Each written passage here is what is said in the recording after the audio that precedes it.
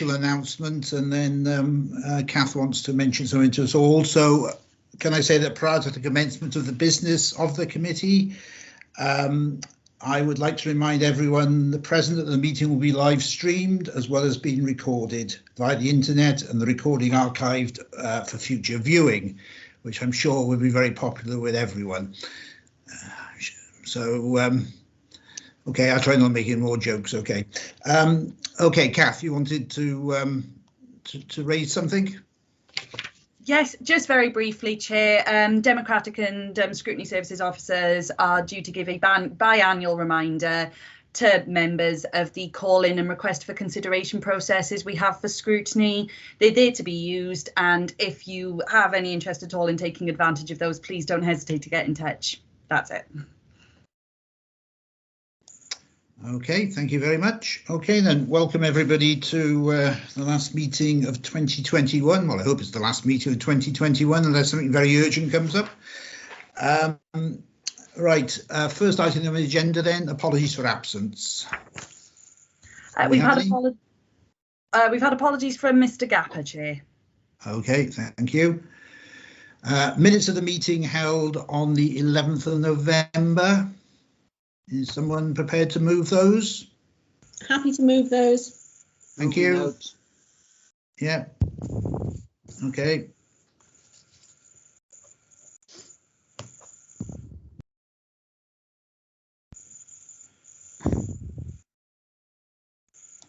Are there any declarations? Let's try. I think I turned my microphone off at that point. No declarations. Okay, we'll move on to the references. A reference from Cabinet of the 8th of November, the draft Welsh language promotion strategy. Good evening, Chair. Good evening, committee. Thanks very much for taking the reference from Cabinet, as you said, Chair. This is a reference of the Welsh Language Promotion Strategy report that was in the leader's name. We've referred this to Corporate Performance and Resources Committee, who considered the report in November, and we're bringing it to yourselves this evening because obviously Welsh language as part of equalities sits within the terms of reference for your committee, and I'm really pleased to be joined this evening by Di Thomas. Di is working with the council as a consultant to support the work of the promotion strategy, and I'll hand over to Di shortly. The report that is in front of you this evening, Chair, does two things. Firstly, it provides an assessment of the existing 5-year promotion strategy, which the Welsh language standards require us to produce. And then secondly, it presents a draft of a new strategy for the next 5 years. As I said, Di is working with the council. Di has been engaged to bring some external independence and expertise in this field, and we're very grateful for the work that he's done with us so far. So the reports that Di will explain to you in a little bit more detail shortly set out, as I say, an assessment of the existing 5-year strategy. That is broken down, as committee will be aware, because you have annual reports on its progress against elements of Welsh for adults, children, young people and families, community activities and Welsh in the workplace. It's pleasing that overall the assessment has concluded that positive steps have been taken, and there's references throughout the report to the 4 yearly reports that I've previously brought to your committee. The new strategy, which we're consulting upon at the moment, and importantly with your committee this evening, has been developed, and that's been developed using the three themes of Cymraeg 2050, the Welsh Government policy. So that draft strategy is structured around increasing the number of Welsh speakers, increasing the use of Welsh, and creating favourable conditions, so looking at context and infrastructure. And with your permission, Chair, I'll hand over to Di at this point.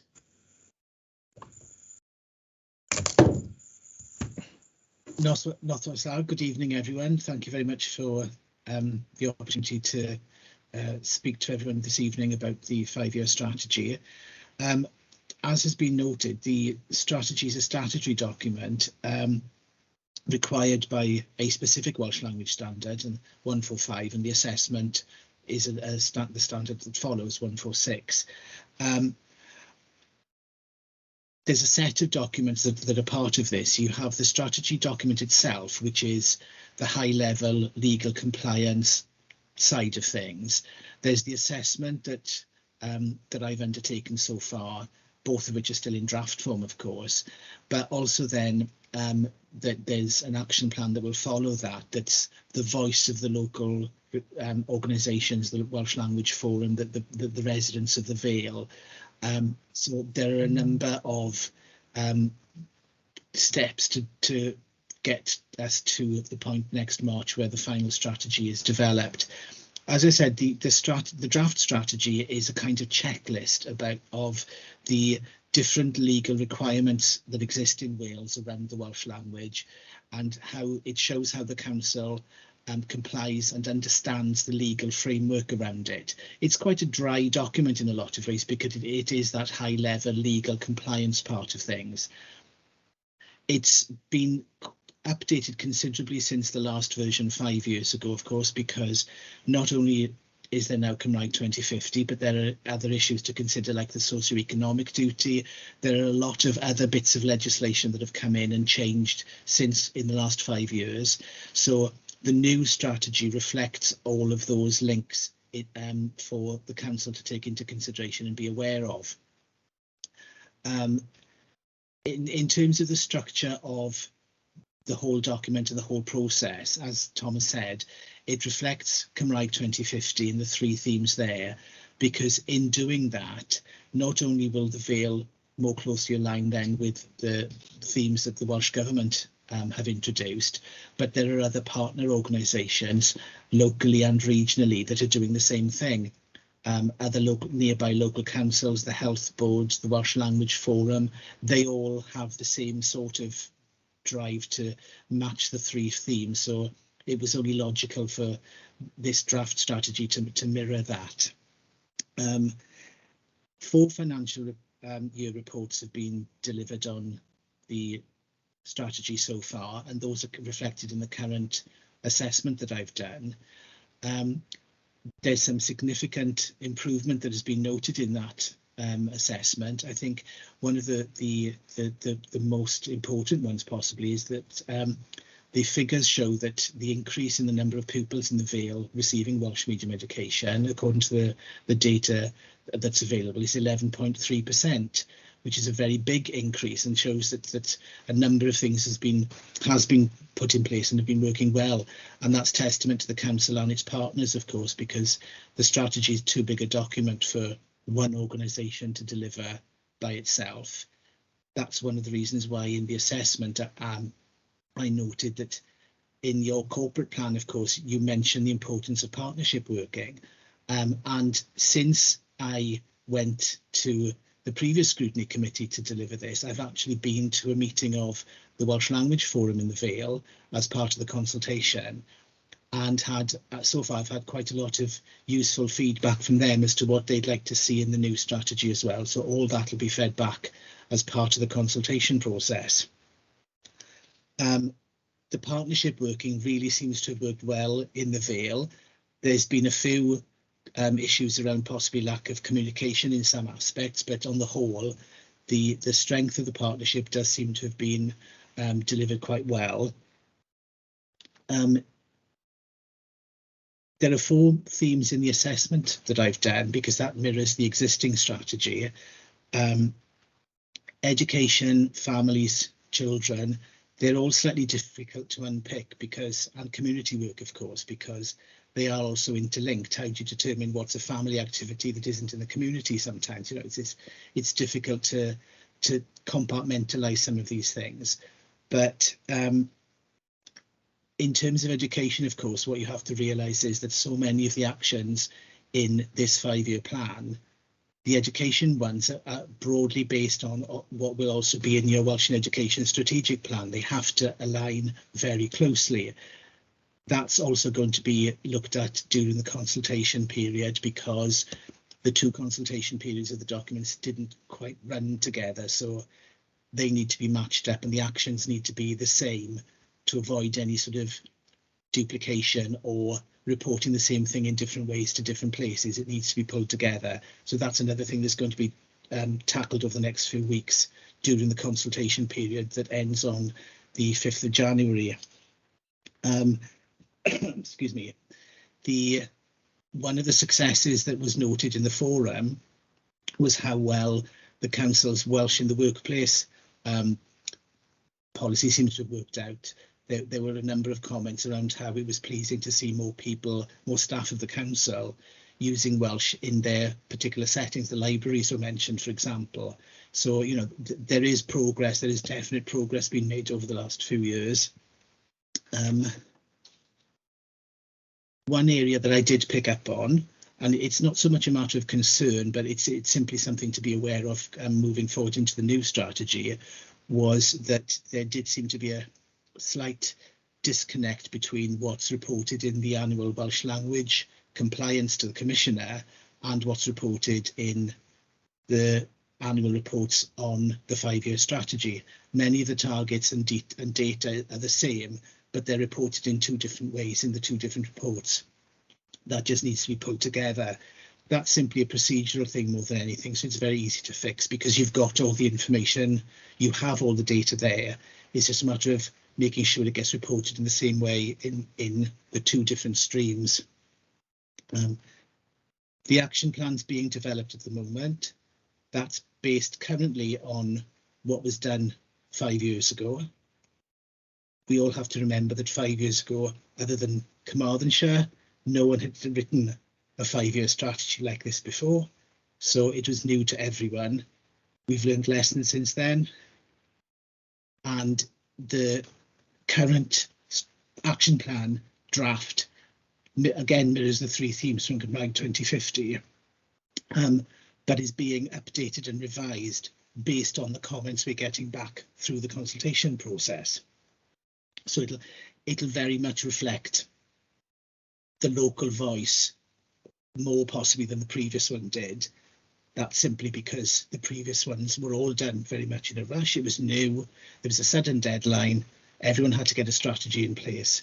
This time round, there's more time to reflect and get that local voice, and that seems to be what's coming through in some of the feedback that I'm getting through the consultation process, which of course is exactly what it is. The action plan is the key document, and that will be coming back to you when it's actually finalised for approval. In the meantime, of course, if anyone has any comments or suggestions for actions, please put those into us as part of the consultation process. That's why we've got that consultation process going at the moment. The impact assessment document is currently being worked on as well. So when it comes time to put the final versions through for consideration, you will have the full set of final documents having gone through the consultation process. One of the things we're looking at is in the action plan is to get some small sort of case studies and voice of the users to match the themes so that it puts the actions into local context for everyone. So I think that'll be really useful for everyone. Hopefully that, I've had a couple so far, and hopefully that'll prove to be very useful and give the Vales documents that local voice that's so important. I could probably talk about this all night if you wanted me to, but I'm not going to, because hopefully some of you have questions for either me or Tom. So I'll hand back to you, and hope, as I said, happy to answer any questions tonight or by email if I haven't quite got the answers at my fingertips. Okay, thank you very much. I know we're... Tom, do you want to add anything?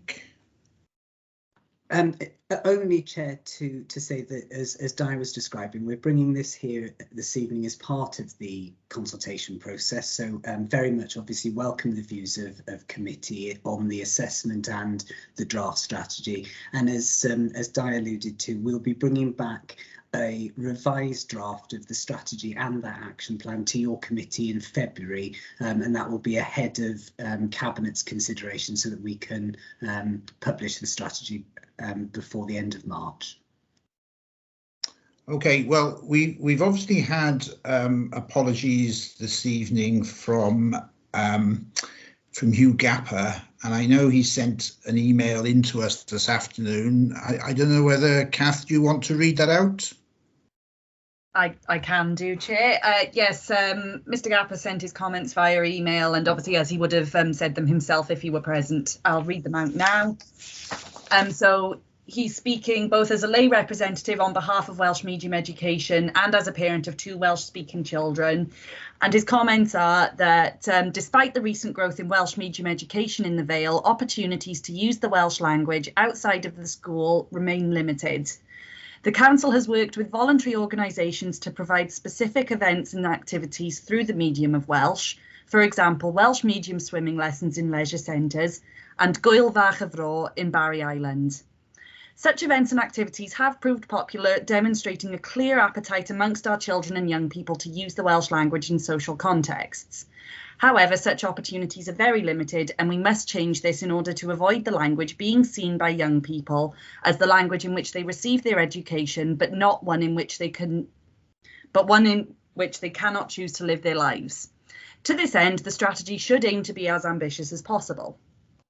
One particular area the Council may wish to explore further is whether it could require or persuade those organisations who use parts of its estate, for example, leisure centres, community halls, etc., to provide some of their activities in Welsh or bilingually.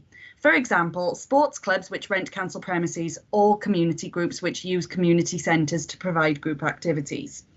Plenty of support is available for community groups to develop their Welsh or bilingual provision, for example from Welsh Government and the Welsh Language Commissioner, and it may not be unreasonable for the Council to set certain language requirements on the provisions of group activities by those who use its premises.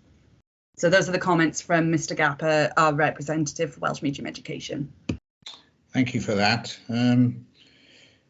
Yeah, of course, he's mentioning things such as community halls, but of course the community halls are on the whole run by local committees, and of course it's their decision as to what they encourage or don't encourage. I've just been trying to think whether there's anything in halls in the Roos ward that are conducted in the medium of Welsh. I can't think of anything very quickly off the top of my head. I think there's something in Roos, but I'm not 100% certain to say that, but it's something worth thinking about.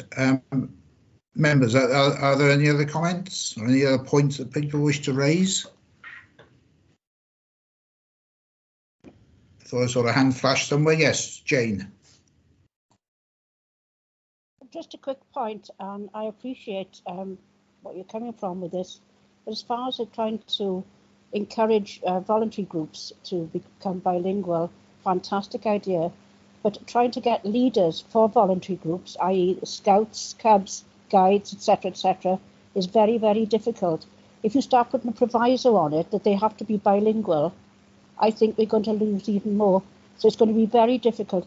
I appreciate that there are groups out there that are fortunate enough to have bilingual leaders, but I think trying to make it as a proviso that this is a part of taking on any voluntary role within the county, I think is going to be very, very difficult. Thank you for that. Thank you for that. I think that's a reasonable comment. I think it's there's no harm, there's no problem in encouraging it, but I don't think we can make it mandatory, because obviously we will have the problems that some of these groups could simply vanish if that was insisted upon. But I'm sure we're not going to head in that direction. Were you eager to say something there, Tom? No. No. You always look very eager. Other than to thank the member for the comments, which are really useful, and we can reflect those in the relevant sections of the action plan. Okay, I think I'm just looking now. There's two more hands raised. Isaac and then Nick want to come in. So Isaac. Thank you. I think obviously this is generally when we're talking about promoting the Welsh languages, we've got to consider that most students in the Vale are obviously English medium. So if we're talking about encouraging groups in the community to be bilingual, we've sort of got to be cautious in asking that, only because we can't force it.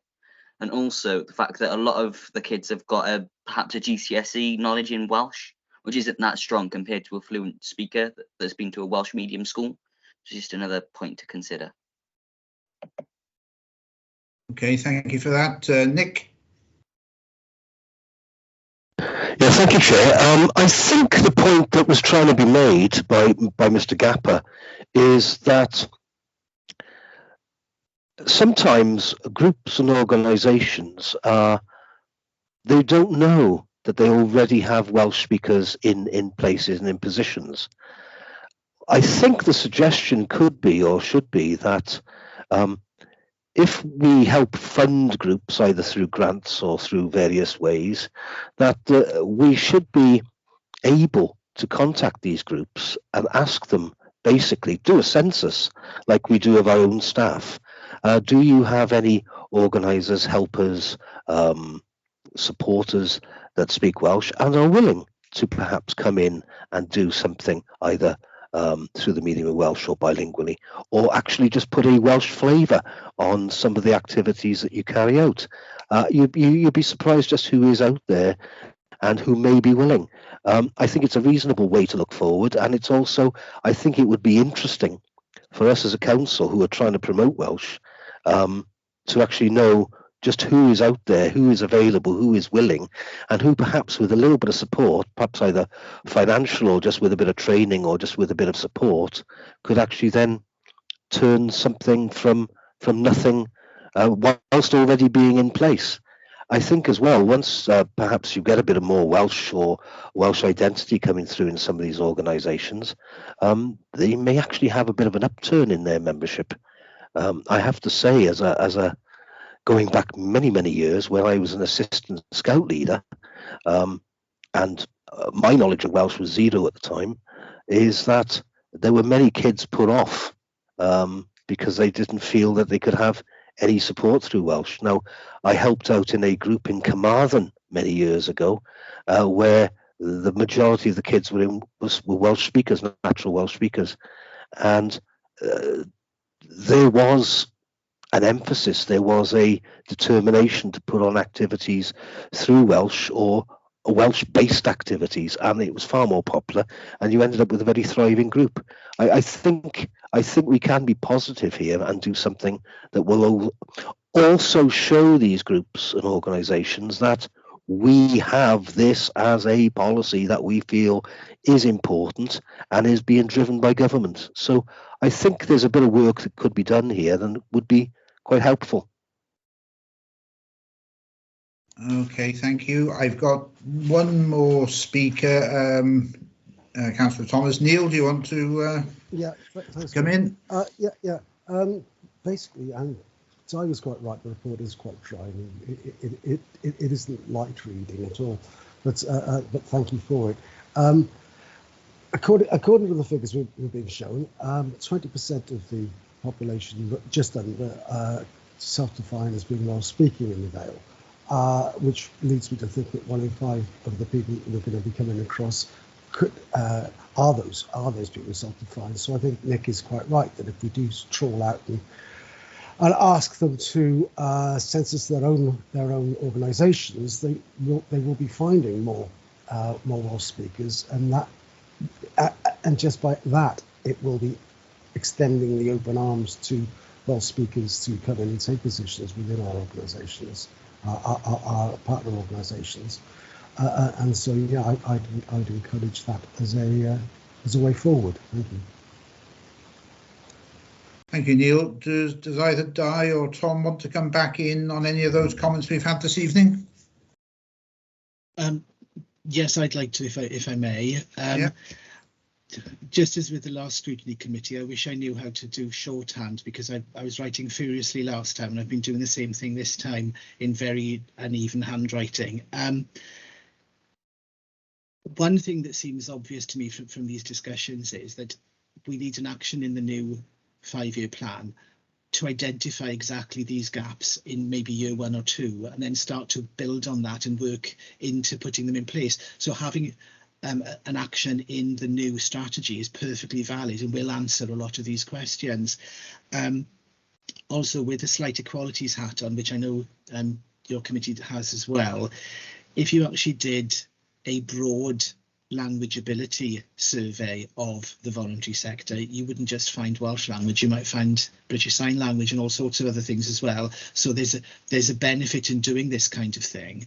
But one thing I think is important to remember is there are already Welsh language organisations in the Vale. There are already Welsh medium schools in the Vale.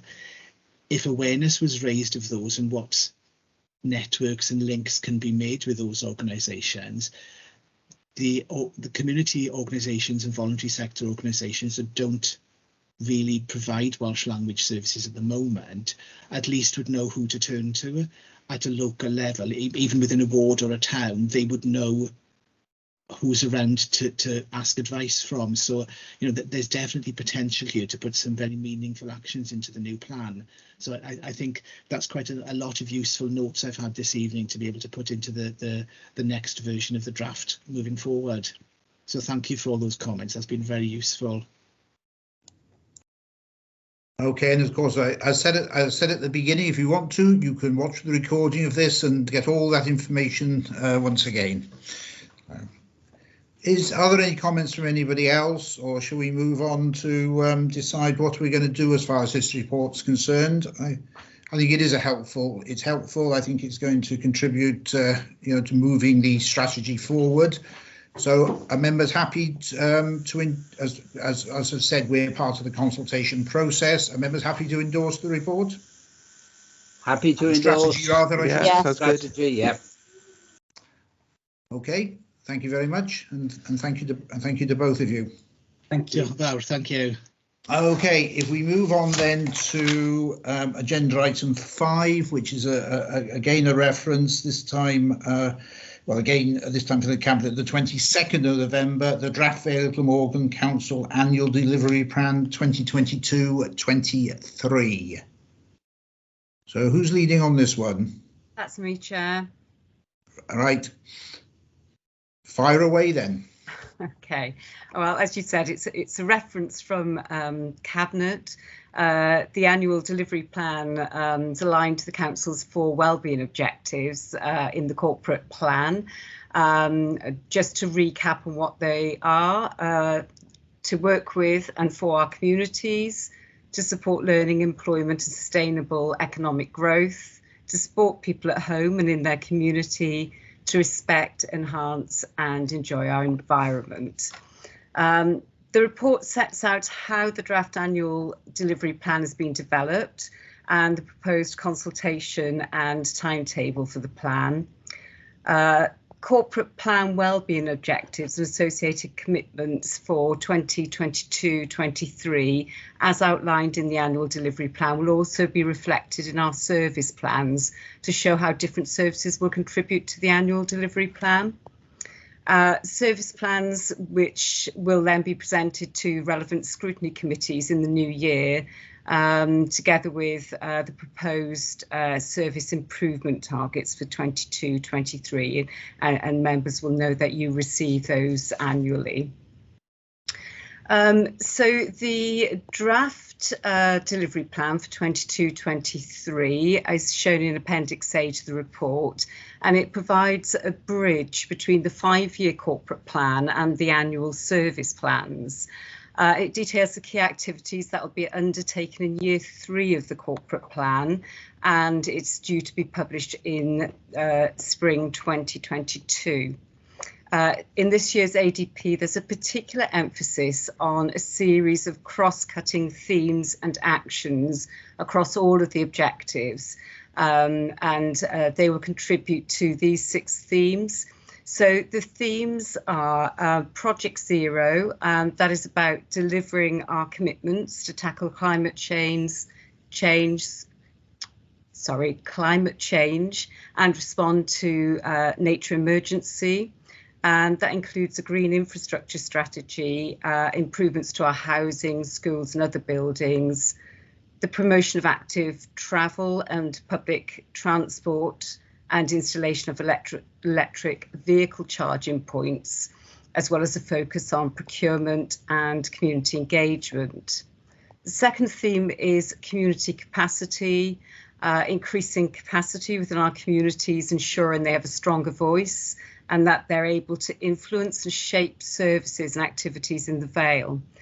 Across all of the activities detailed in the plan, there'll be an increased focus on community engagement, A new public participation strategy will be published and will continue the community conversation on climate change.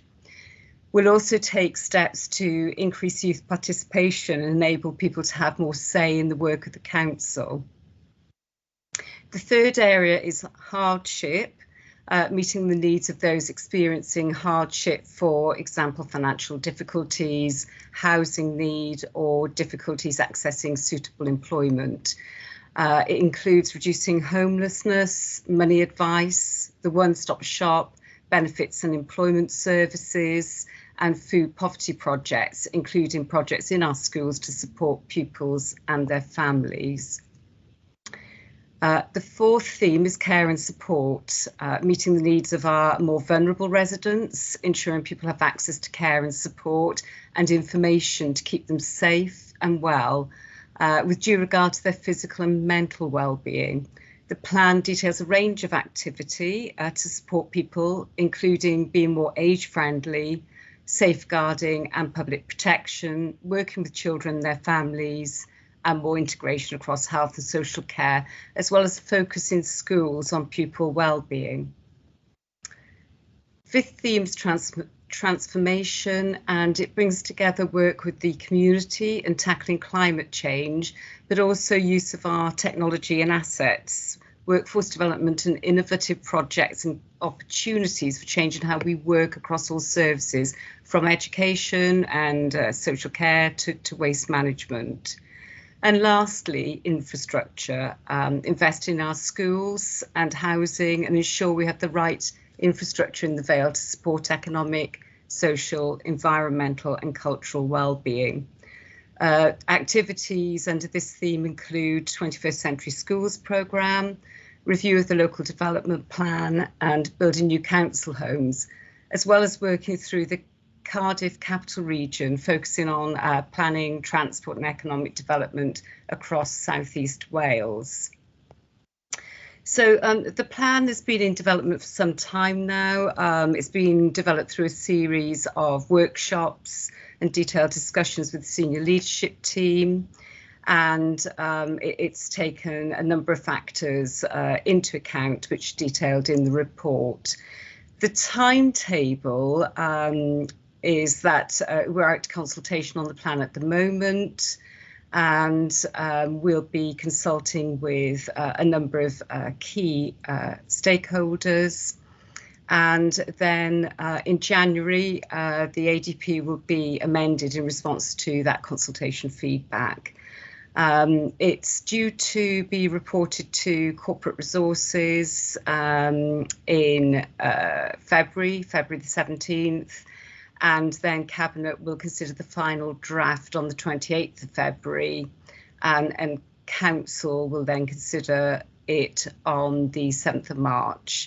And of course, delivery of the ADP is then from April 22 onwards. So, as I said, we're now consulting on the draft.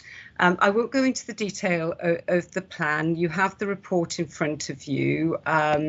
As I said, it is cross-cutting, so you will find there are actions relating to the remit of this scrutiny committee under each of the objectives, but perhaps more so under objective 2, which is to support learning, employment and sustainable economic growth. So we'd welcome any feedback from the committee on the draft plan. All of the feedback from consultation will be considered and reported to Cabinet and Corporate Performance and Resources Scrutiny Committee in February. Thank you, Chair. Okay, thank you very much. I'm assuming at some point that Appendix B will be in colour, I imagine. It's a bit difficult to follow as it is at the moment. It's a bit like the old days of Pop Black on the television in black and white for those who are old enough to remember. But anyway, well, thank you for that, Paula. I can see I have a hand raised from Democratic Meetings.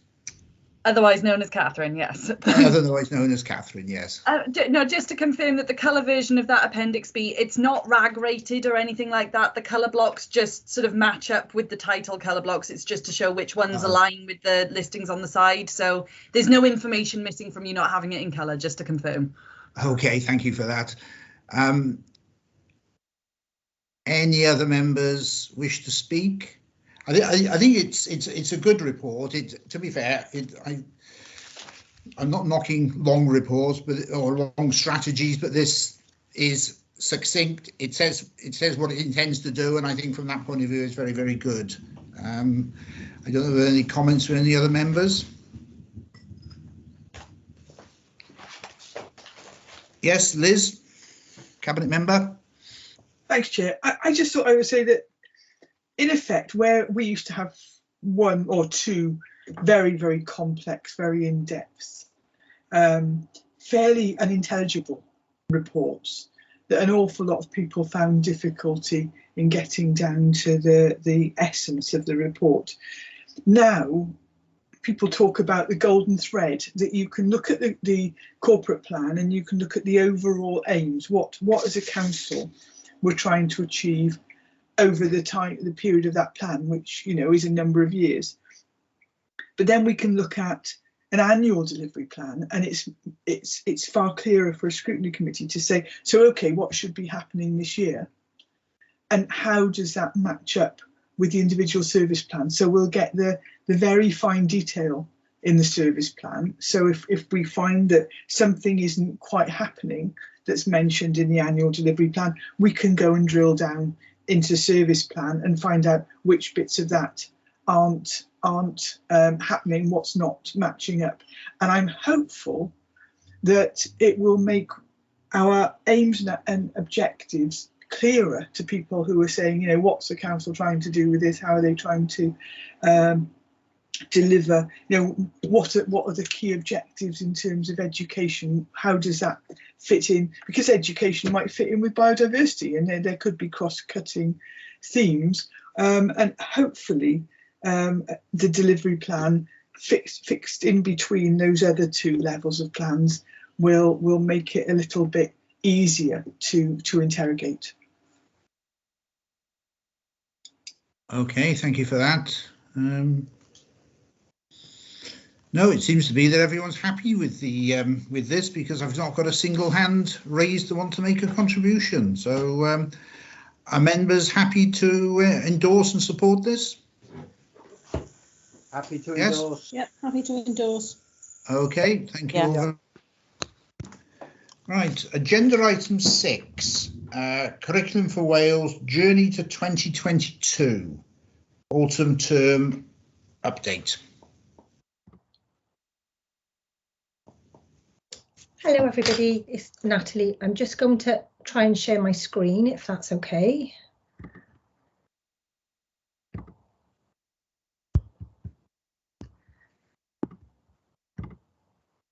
Okay, hopefully you can see that. So thank you for inviting me back. I'm Natalie Gould. I'm Assistant Director for Curriculum at Central South, and I know I came previously and talked about Curriculum for Wales. I know at that meeting you asked for real life examples of schools, so the majority of this item will be at schools talking about this, but just a very brief overview from me on some national and some regional updates.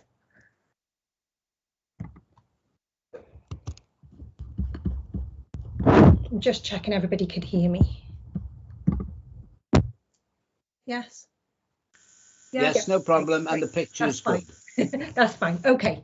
So just to remind you, when I came last time, that the Act had just been passed. The Act is there to state the curriculum requirements, and then the legislation section has now been updated and is available on the Hub website. The Journey to 2022 document that we talked about now has been replaced by a document called the Journey to Curriculum Rollout. So this brings together the renew and reform agendas in Welsh Government. So it ties together both of those work streams.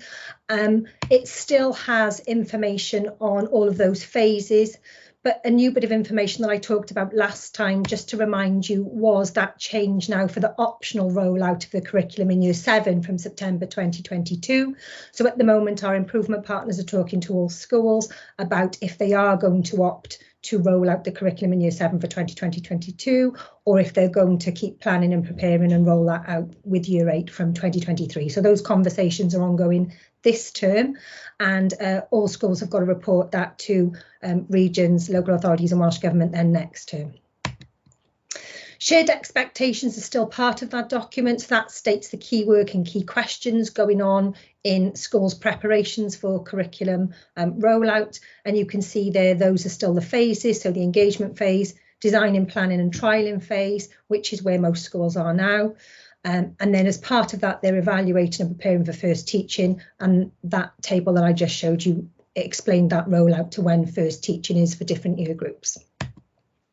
What we've done in Central South Consortium is we've launched in the September a website to further support schools. So feedback we had from schools were moving along that journey. So we launched a website that has had over 30,000 hits at the moment, where we split that down using a design thinking model. So you can see there engagement phase, the different phases, and there's professional learning, questions, resources, etc. to support schools in that design thinking towards their first teaching. All of this is still ongoing, so we've still got our whole professional learning offer for schools, and take up from Vale of Glamorgan schools is very good. So most schools are engaged in some form of professional learning within the region.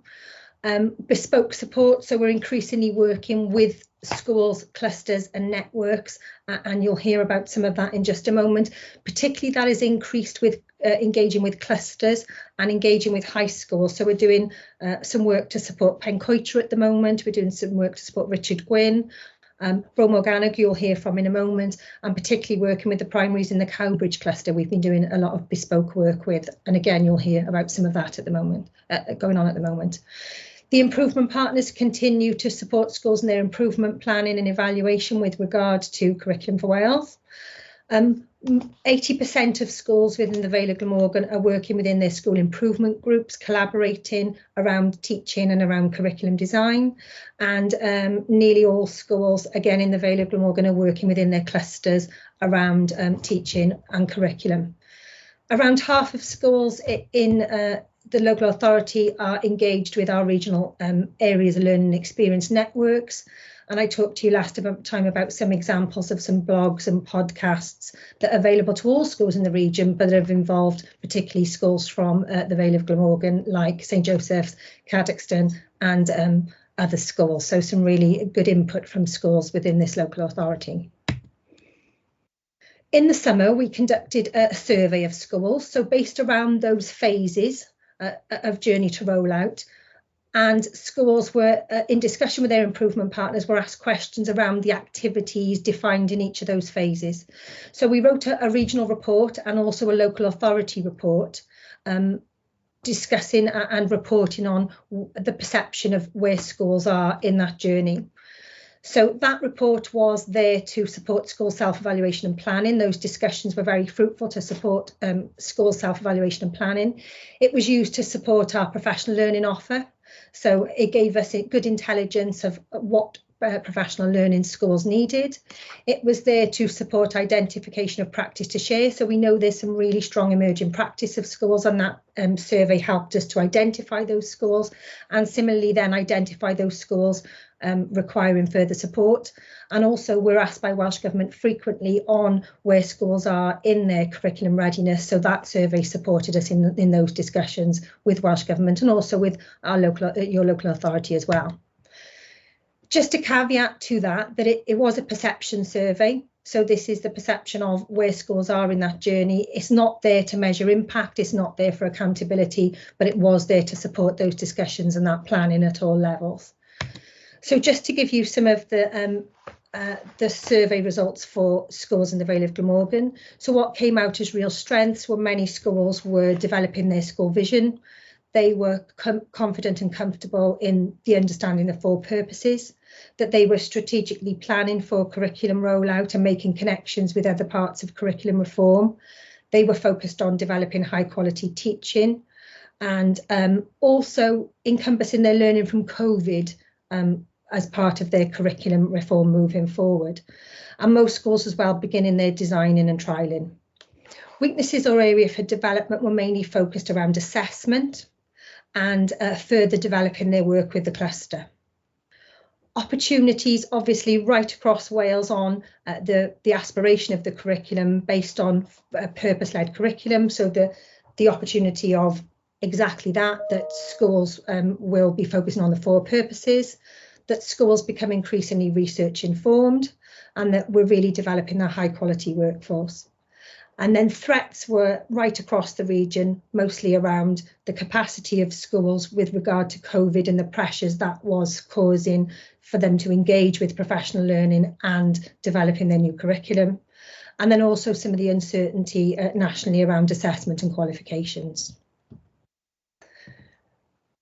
It's very clear from Welsh Government that September 2020 through 2022 and beyond, they don't expect schools to have perfected or completed curriculum design. It is part of a much longer term and iterative process. And also this genuine co-construction is really key. So ensuring that stakeholders are involved in discussions on vision, on curriculum design, on what is taught and why is taught, and also in the evaluation, so that all of those stakeholders are fully involved in curriculum rollout in schools. So like I say, that's a very short update from me, and then we're going to hear from some schools on what this looks like actually in schools in your local authority at the moment. Thank you, Natalie, for that update. We're now, as Natalie has mentioned, going to hear about some real life examples about schools reflecting and talking about their journey in relation to Curriculum for Wales. So I'm going to hand over to begin with to Paula Vaughan, the head teacher of Pendoilan Church in Wales Primary. Thank you, Paula.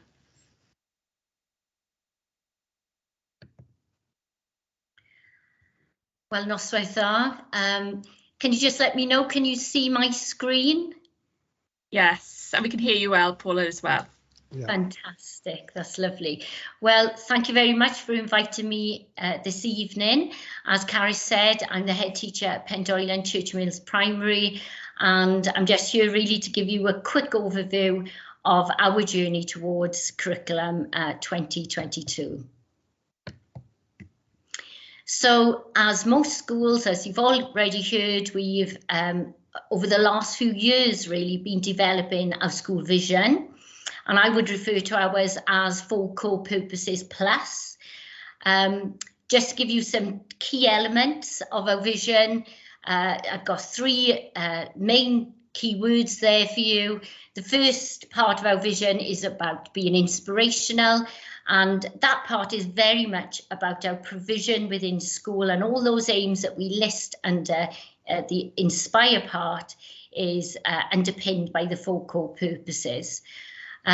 Reflection, that's a really important element for us as part of church school network, and creating those spaces within our lessons, within our school days, within our environment, that are just a place for children to think, really, isn't it?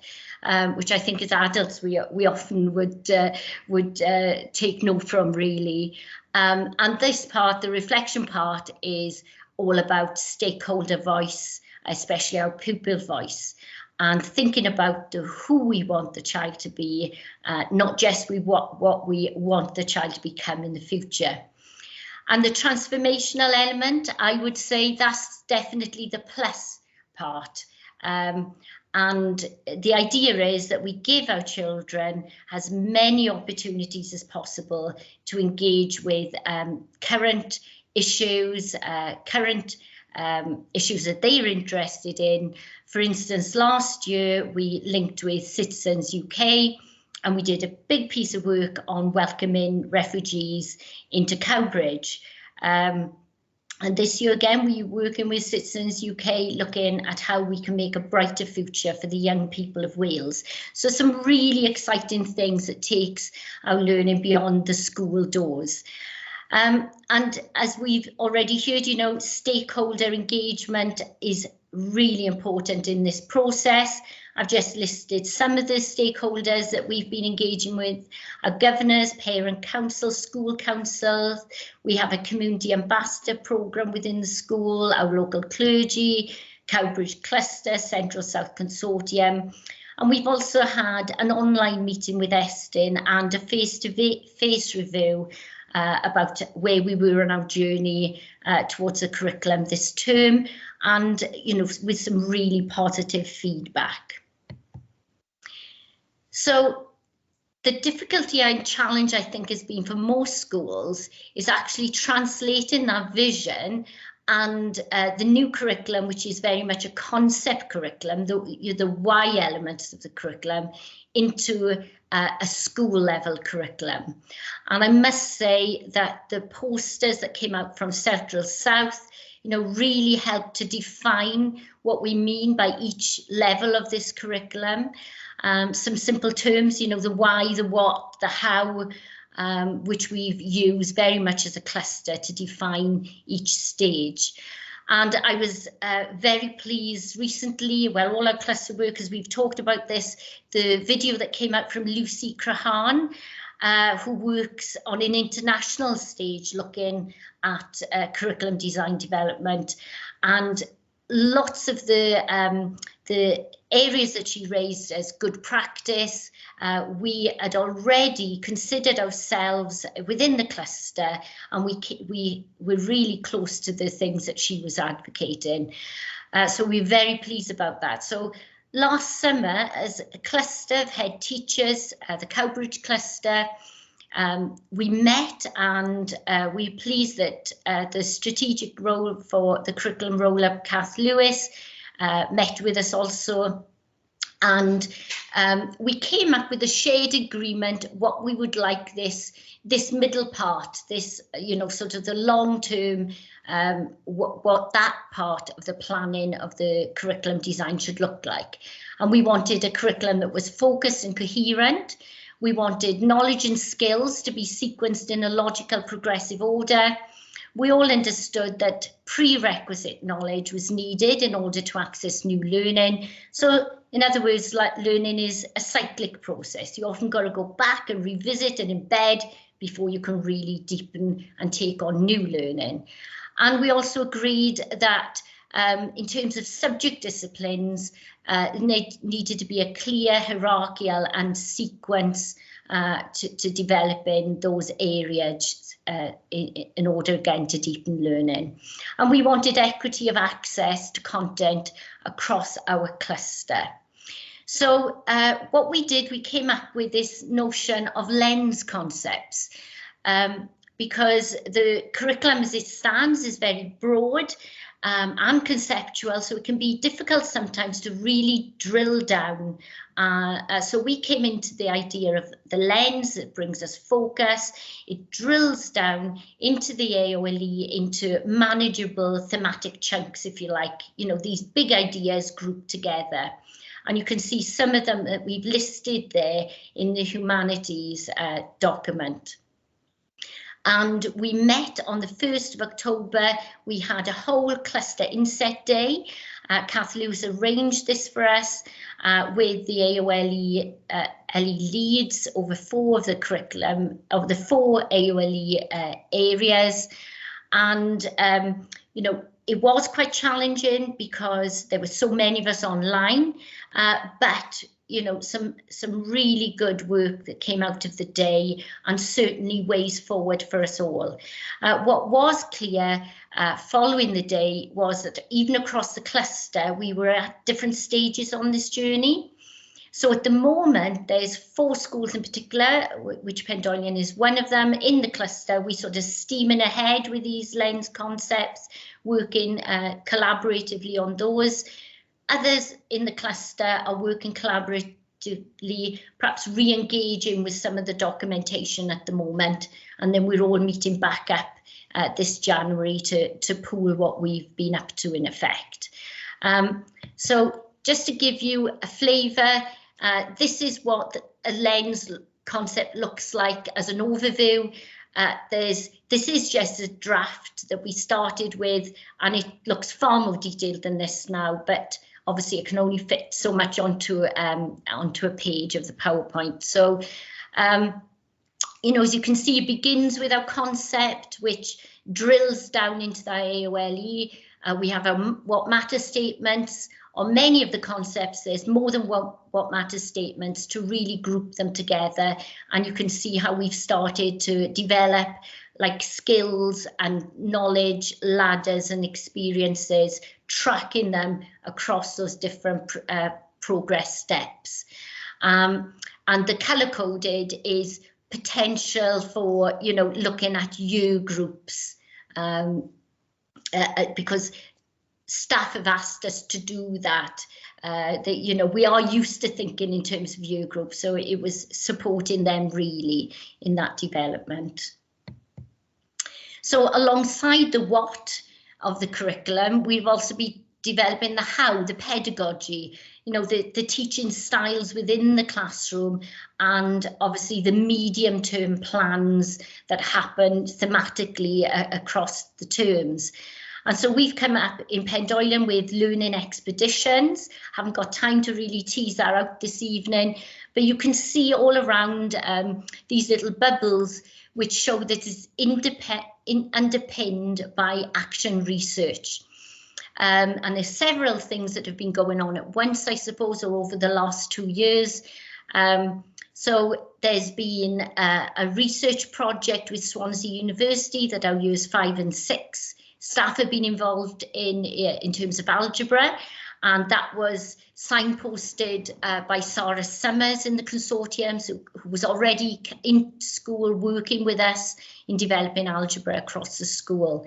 Also, we are part of a very active SIG, School Improvement Group network of schools right across the consortium. And we find this really beneficial to see, you know, practice from across different counties. So we've been working on a big piece of work on cooperative learning, and even last Friday, even though it's most challenging at the moment, obviously, you know, we can't get out to each other's schools, but we did have last Friday an online whole closure day with the SIG, looking at creative teachers and creative learners. As members of NACE, we've been doing another action research project on cognitive challenge, and with our church school partnership, we've been undertaking philosophy for children as well. So all these aspects are now fed into what actually happens in our classrooms. And I've kept a little bubble there which says white space, because if you have the opportunity to listen to Lucy Crahan, who's very inspirational, she talks about the curriculum in Singapore, where they make sure that they don't overload content, but they keep this white space.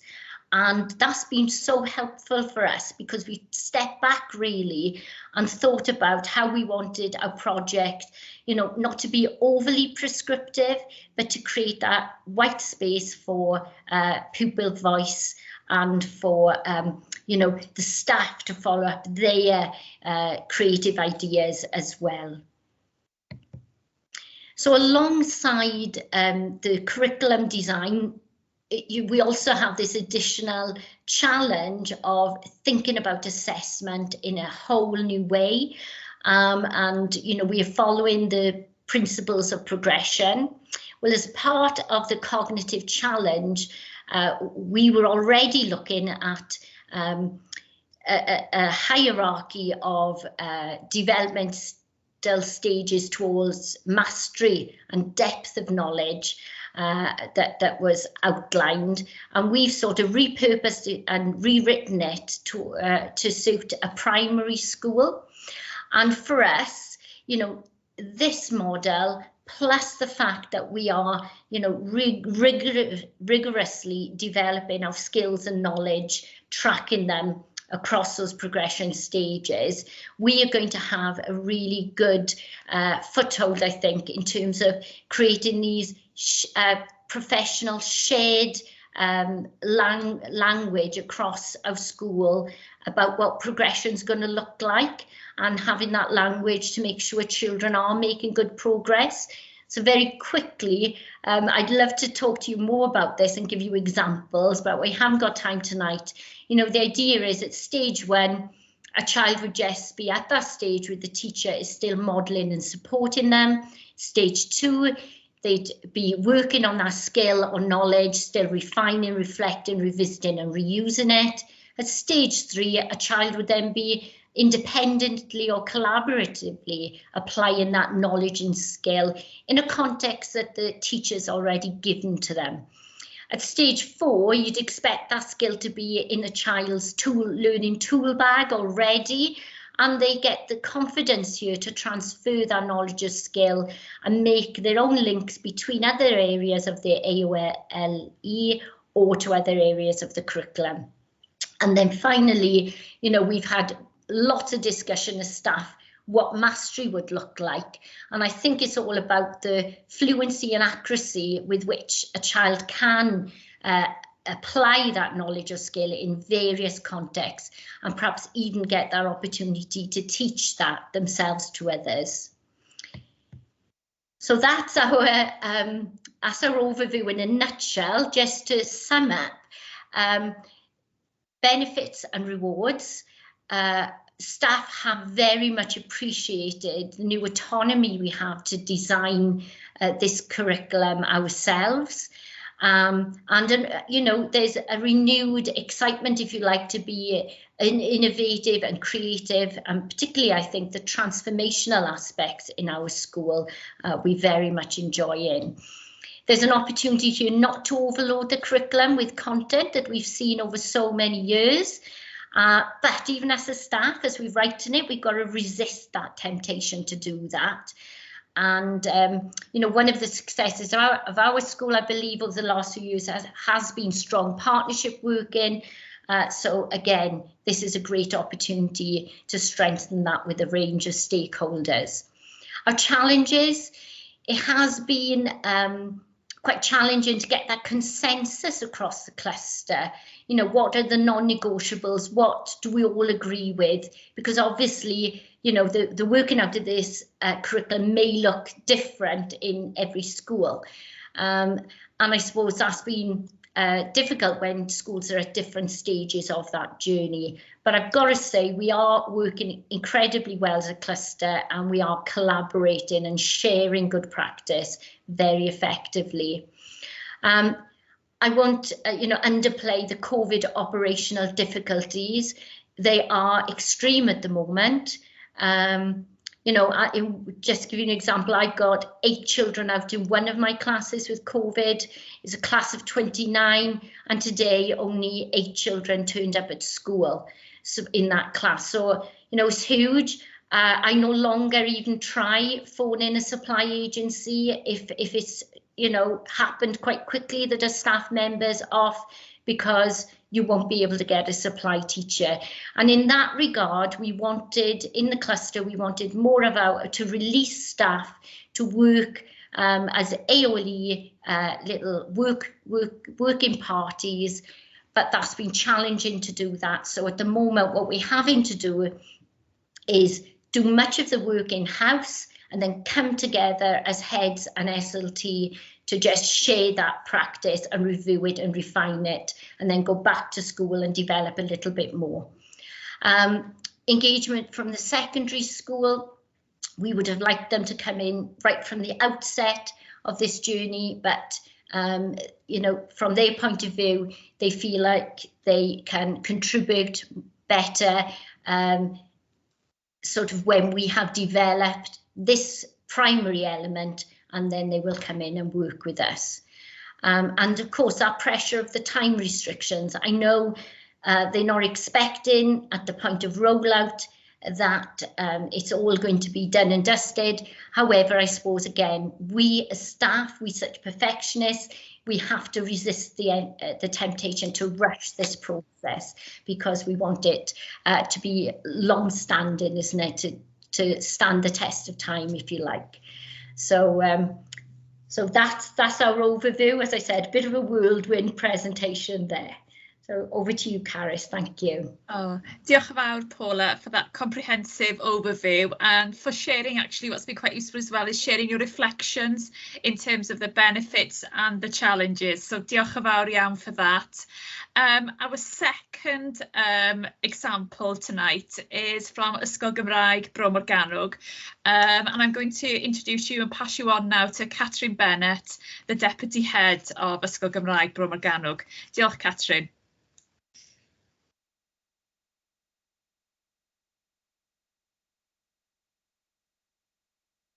Diolch, Caris. I'm just trying to share my screen here for a second.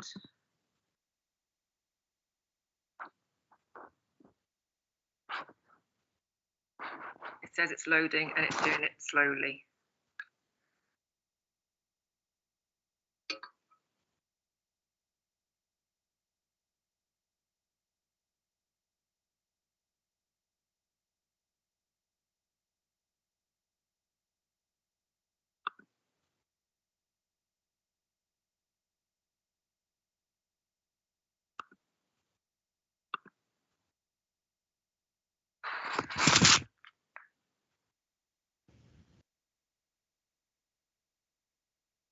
Is it still loading? It's just changed colour. Could be encouraging. Now we're halfway. The bar is halfway across the screen. I don't mind presenting for you if you want me to. Let's give it 10 seconds. Oh, it's coming. It's coming. Oh, there we go. Oh, it's going to be worth the wait. Oh, that's clear for me. Not for me. Catherine, we can see it. It's fine. I can't see it though. I've still got a white. Oh, here we go. I got it now. Okay, sorry about that. Thank you for the invitation to present today. So I'm just going to go into a little bit of detail about our curriculum journey. Totally different to what you've just heard now, but that's the joy of it all. And our journey is one that's far from straightforward and hassle-free, or indeed finished. So I'll start around 2017. Bro Morgannwg was a curriculum and professional learning pioneer school. So we needed to start to trial something so that we could reach out to other schools. And our first idea, like many schools, was to trial project days. Ours were called Me, My Local Area, My Wales and My World. And I promise you that's a lot catchier in Welsh. So we went from the Vale of Glamorgan to Patagonia, involved every subject by the end of the year. So these days were great fun, but when we evaluated the projects, we realised that what we hadn't actually done was change the curriculum at all. So we decided then to plan and to teach as a humanities area of learning and experience. And they started with the Vale of Glamorgan as well. So the same teacher would teach 4 humanities lessons to year 7 a week. They'd introduce the Vale through history, then geography, then religious education. But in essence, this was just a reshuffle. Nothing new was prepared. Pupils were a bit confused and it was difficult for them to get a clear picture. So in the third term, the teachers decided to plan afresh and plan something called the My World project. And then following the example of humanities, the other departments began to experiment in 2018 with planning as an area of learning and experience. And this example here is a bit of a science and technology project, a very small bit. So they needed to survive on Bardsey Island. And I apologise that on the right it's in Welsh, but it's a photo, so I couldn't translate it. But what you've got broadly there on the science side is they're going to be looking at defining what life is, how to grow food, how to clean water, how to conserve heat. Here it's how to make a fire, and so on. On the left there, you can see what ICT and technology would do. And in essence, they are building on the learning that's happened in science. So after they finished this project, they went on to look at the remains of dinosaurs in Sully in the local area. But this experiment ended when COVID arrived with us. But what the lockdown period gave us was a chance to really think and reflect and evaluate on what we'd done as a whole school in previous years. So what you've got here is just a snippet of the evaluation that was done in the humanities AOLE. Pupils definitely had more independence, but lack of subject depth. And as we evaluated, this became more and more apparent, with one, well, more than one pupil saying to me that they were so excited to start Year 8 because they realised when they saw their timetables that they had the actual history teacher to teach them history. So we were reminded then of how important our subject expertise is and the passion that we have for our subjects. A friend of mine teaches history in a local comprehensive school, and his son was in Year 7 at the time. And his comment was that he was really impressed by how his son could make links between the subjects in humanities, but he really felt that his history knowledge wasn't where it should have been at the end of Year 7. And with this slide, I'm just going to give you an opportunity just to read it before I talk through it, because this is the whole school reflection and what all the areas of learning experience fed back to me.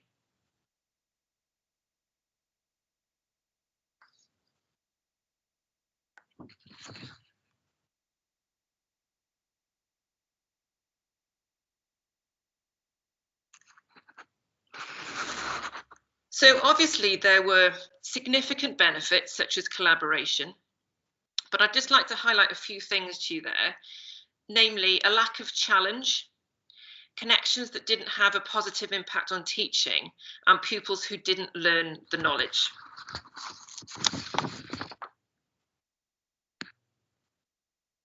Oh, sorry, there we go. So it was time to rethink. And according to our curricular vision, we wanted to create a challenging curriculum for all learners based on knowledge, skills and experience.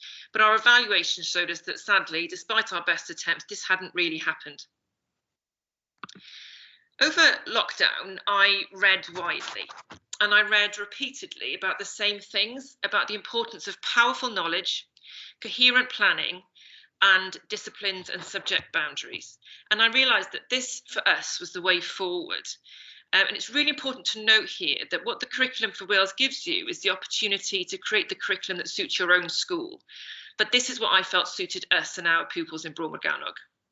A curriculum that was rich in knowledge, skills and experiences, but that really respected subject boundaries. So I presented this to the senior leadership team over an intense day of explaining my new mindset. I wrote a booklet that guided us through this research, but also the process of designing a coherent curriculum based on knowledge, because that doesn't exist in the Welsh language. And at the same time, I was lucky enough to speak to Mary Myatt, who wrote some of these books here before she did her webinar on the curriculum in Wales. And that conversation with her, as well as the support that I had from the senior leadership team, gave me the confidence to make the changes that I felt we really had to make. So the next step, though, was to share this with staff, and I'm sure you can understand how nervous I was, because this was a complete change of direction. And it contradicted previous messages that had led to more than a year's planning for them. So we had 2 inset days in May. In the first one, I presented the research surrounding powerful knowledge, because there still existed in our school and in our cluster the belief that the Curriculum for Wales was a skills curriculum. Also, we'd never had to plan in this way, planning knowledge before. The other focus was progression and seeing the curriculum as a journey or narrative from 3 to 19. And I felt we had that golden opportunity as a 3 to 19 school to do this really well. So then I asked teachers to decide on their subject concepts as a starting point. They first looked at the what matter statements, but then more broadly at the nuts and bolts of their subject. So essentially, I was asking them to really get to know their subjects better. What were those threshold concepts without which pupils couldn't access the subject? What were the key concepts which run through the subject from nursery to year 13 and sometimes arise in many other subjects? But we didn't for a moment underestimate the cross-curricular work that had taken place that would happen again under Curriculum for Wales. But we really first needed to go back to planning our subjects. So I asked them to start mapping concepts, knowledge, skills and experiences. And you've got an example here of some English department mapping.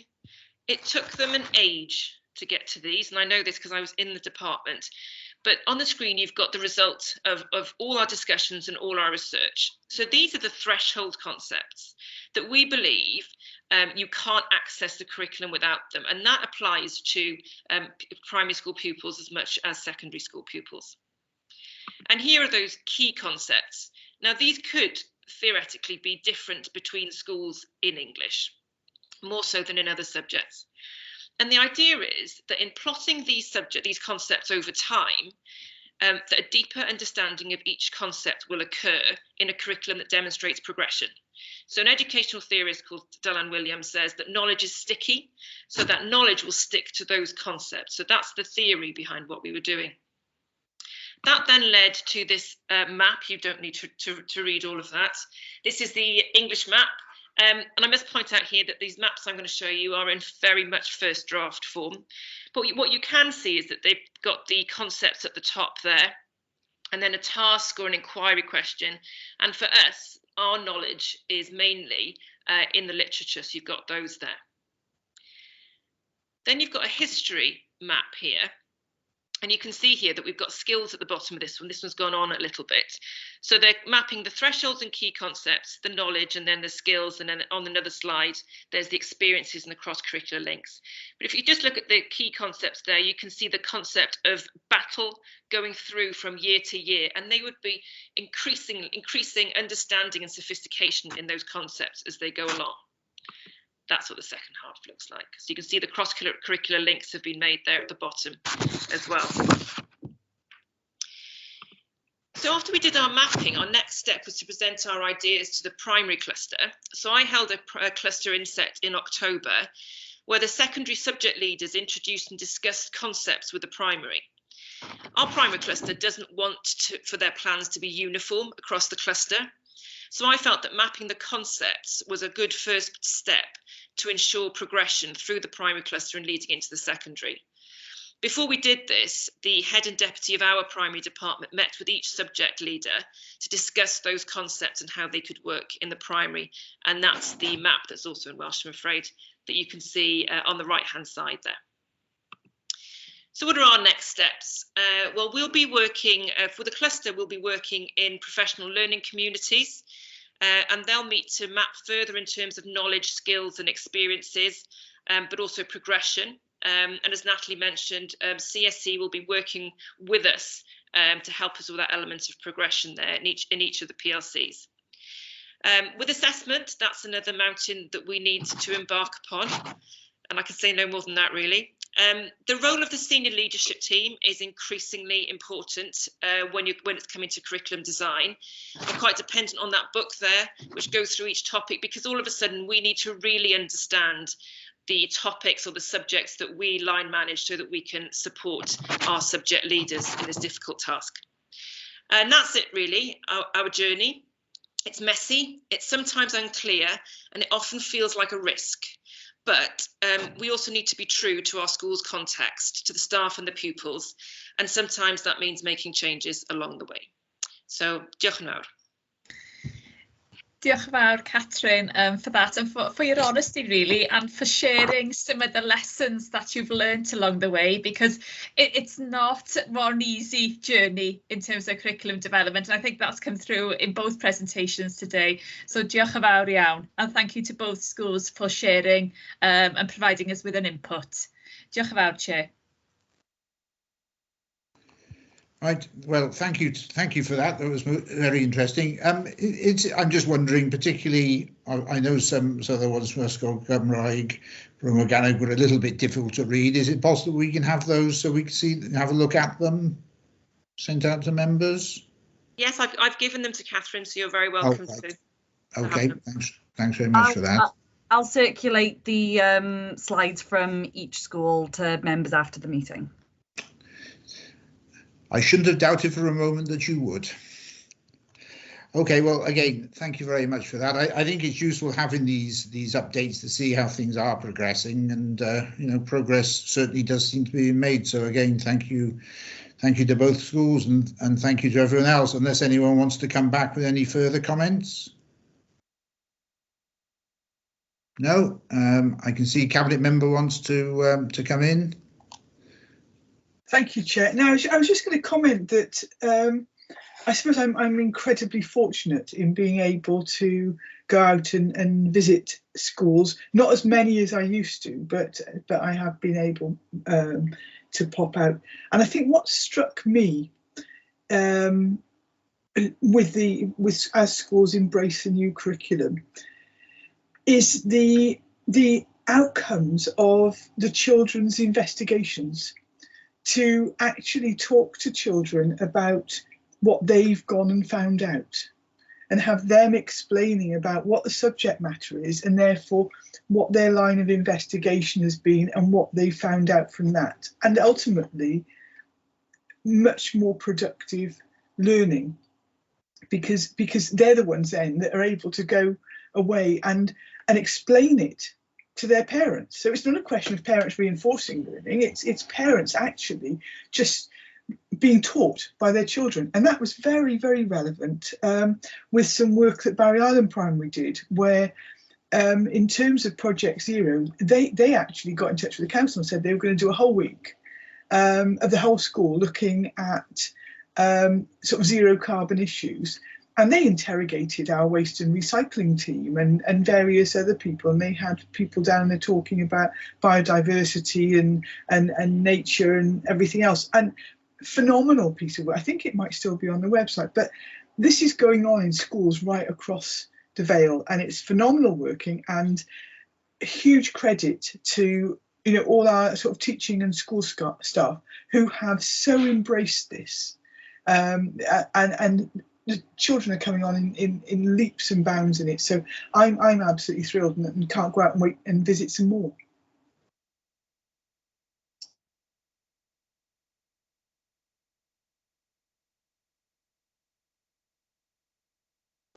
You're muted, Chair. Sorry, muted, sorry. So are members happy to express our thanks for the presentation tonight and look forward to the next one? Aye. Okay. Yes, Chair. Yes, Pete, well done. Thank you. Right, okay, agenda item 7.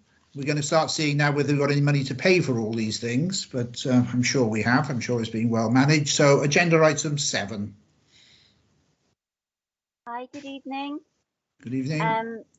So this item is the Revenue and Capital Monitoring Report for the current financial year. We're seeing the position to the 30th of September. This report sets out the revised budget in year, which reflects some accounting adjustments. It's mainly updating items such as insurance and ICT licenses for actual spend. In terms of the overall revenue position, we are starting to see a small overspend, and this is largely relating to school transport. The most significant areas are secondary and additional learning needs, and that's offset in part by a current underspend against post-16. These pressures are reflected in the cost pressures that have been put forward as part of the initial revenue proposals. And Appendix 2 of this report shows that the efficiencies that have been set for the service for the current financial year are expected to be achieved. In terms of capital, we are encountering some quite difficult economic circumstances, and we're seeing a number of tenders coming in higher than expected. So there is some use of the contingency budget, which is reflected in some of the points in the report. Appendix 3 sets out the capital programme, and some key items to note are that we've increased the childcare offer funding by 145,000, the majority of which is going to the COVID small grant scheme. There is some use of the Carbon Reduction Legacy Fund to fund a scheme at Cadoxton Sports Hall. In terms of Band B, following the appointment of the contractor, we are progressing some additional funding for Cowbridge and the Centre for Learning and Wellbeing. And as part of that, we've requested some additional funding from Welsh Government towards that scheme. And in light of that, we've also requested additional funding for Ysgol-y-Derry 2, which reflects the current market conditions. There is also a general reprofile of the Band B schemes. In general, the majority of the capital schemes are progressing well, but we do have a number of schemes that are awaiting the outcome of the condition surveys, which is being done in tranches, and the first tranche of which is due to be finalised shortly, and then hopefully we'll see some progress on the remainder of those schemes. Happy to take any questions. Do any members have questions for Gemma?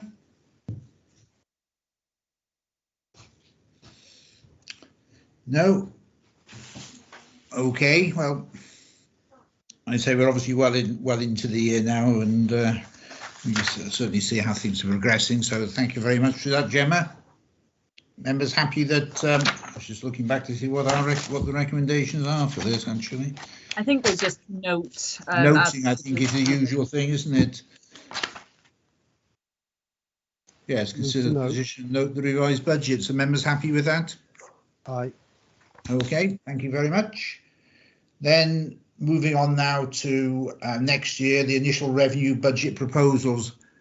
Can I just check, Kath? Do we have a speaker on this? We do indeed. Dr. Brown, are you still with us?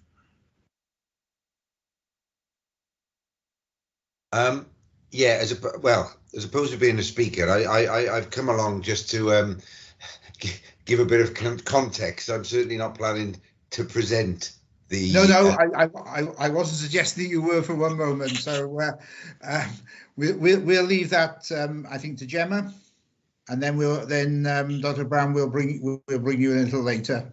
Thank you very much. Okay. So this initial revenue budget sets out quite a challenging position for the council. The initial proposals have been reported to Cabinet, and a key part of the consultation process that we're now undertaking is gathering the comments and recommendations of Scrutiny Committee. We don't get the provisional settlement from Welsh Government until the 21st of December.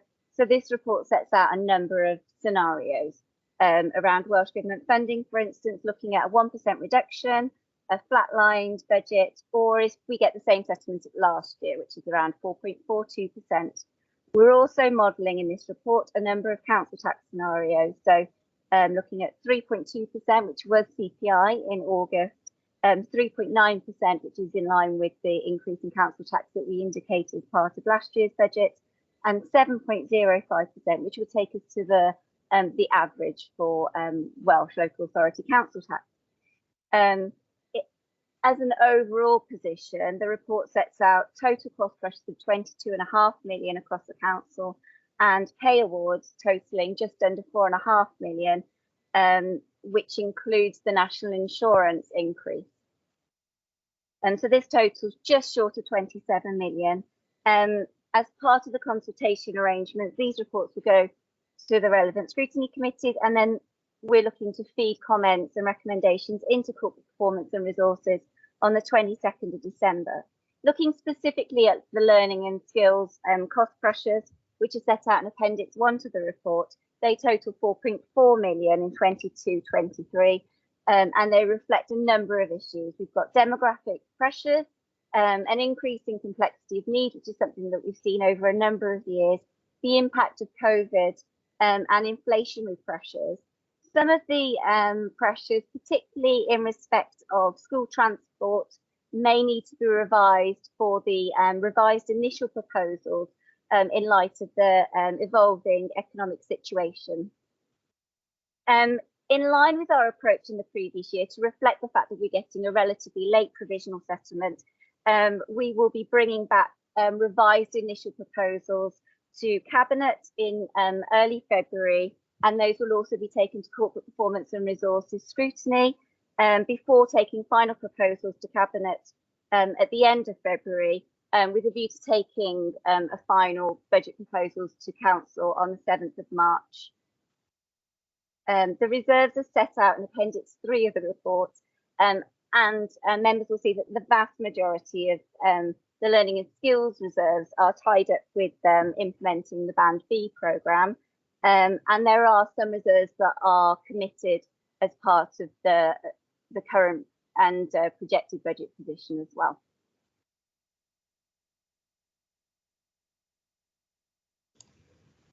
Okay. Right, Neil Thomas. Neil, do you want to come in? Actually, can we hear from Dr. Brown first? And yes, I think perhaps that's probably the best way of going about things. So My hand went up prematurely. Sorry. Yeah. Dr. Brown, do you want to make some comments? Yeah, I would. First of all, I'm conscious that I've got 3 minutes, so I might make a number of points quite quickly that I'd like to make. But I'm here largely as chair of Budget Forum. We have very good support of Budget Forum from members of the local authority, and Councillor Burnett felt that this was a place where I could come and report some of the feelings and discussions that have been had over the setting of next year's budgets. And I think the first thing we should say is, you know, as schools, we are under no illusions about the difficulties of setting this year's budget. And by that, I mean the local authority budget. I can't begin to imagine how difficult that is. And I would also like to acknowledge that we acknowledge as a budget forum, and I have over a number of years, the strong support that we've had from the local authority in terms of what we consider to be a difficult budget position. You are aware that, you know, if we take the 2021 financial or budget, once again the Vale of Glamorgan was £600 per pupil lower than the Welsh average funding, or over £600. So we continue in a difficult position. But we wanted to explain, you will see when you look at the school budgets this year, that a number of them are carrying forward large balances. And we wanted to pick up on that. An analysis of that has been done for the officers of the authority and for Budget Forum. And it can be explained in terms of additional grant funding that came, particularly in relation to the COVID, and underspend on certain other key areas, key budgets. We didn't pay to bring in supply teachers for absent staff. Exam fees were reduced significantly. There are a number of budgets which you might expect to have been underspent, which resulted in those balances moving forward. But when we look at an analysis of what we would consider to be an ordinary budget, without the impacts of lockdown, what we could see is that the budget will remain tight. We are the lowest funded authority per pupil, and we relate that to the Welsh Government funding of the local authority, and things are tight. We've got a number of central issues which as well are putting the pressure on the budget. We talked about additional learning needs. You know, very strong work has been done in introducing additional provision at Ysgol Derry, but also in the main school budget. We now have an autism base which is doing very good work. There's increasing in pupil numbers as well, which I think is putting the pressure on. But I'd like to come to another point, is why I feel it's very important to defend the school budgets this year. And I'm going to start off by saying, without question, this has been the proudest 2 years of my entire professional career. To work both with the officers of the authority and to see the work carried out in schools, I have found nothing short of humbling. To see members of staff, and we've talked about this, moving out into the community to take food provision, to provide support in terms of accessing social provision, sitting there watching heads of years sitting on doorsteps. Can I just say, Dr. Brown, I think you've come to the 3 minutes, but I don't want to cut you too short, because obviously it's a very important contribution. Right. We've done a lot of work. I think the education has demonstrated that it can do a lot to support young people. What I should say is that what we are seeing in school now, and I'm not talking about qualitatively, we're measuring it quantitatively with testing, with emotional testing, with academic testing, is we have a cohort of young people in schools who have been very, very heavily hit by the pandemic. There is huge emotional issues that we are dealing with, evidenced, if you want to, by attendance data that you can see, and actually getting some pupils back in school. We are seeing fallback in terms of literacy and numeracy. But as my colleagues did during lockdowns and during the pandemics, we are more than up to the challenge. We are desperate to be working with the young people and to put this right. And what I would say is that, understanding the difficulty that the local authority has in terms of the budget, every pound that you give us will be put to the best possible use by the schools to support with young people who've had 2 years that they didn't deserve, and we need to give them the support that they need to overcome it. And I know I'm speaking to the converted, but Budget Forum felt it was important that I came and gave that message. We will do you proud with whatever money you give us. Okay, well, I'm sure you, when you're saying how much money you will be given, I'm sure we're looking at the council as a whole, because I don't think, unfortunately, the Scrutiny Committee has any money to give to give anywhere, unfortunately. And can I just say, I think, yes, I've been a councillor since started in 1999. And I think it's always a sense of deja vu on these occasions, again and again and again. It's sort of a, Groundhog Day all the time. It's saying that we're the lowest funded, etc. I think we fluctuate round about that position, and I'm sure there are other councillors who have been around for as long as that or longer than that, and they know the position. But anyway, I've got two speakers, or two members of the committee rather, who want to contribute. I've got firstly Councillor Neil Thomas and then Councillor Sandra Perks. So Neil, over to you first. Thank you, Chair. First of all, I'd like to thank Gemma over both reports, this one and the previous one.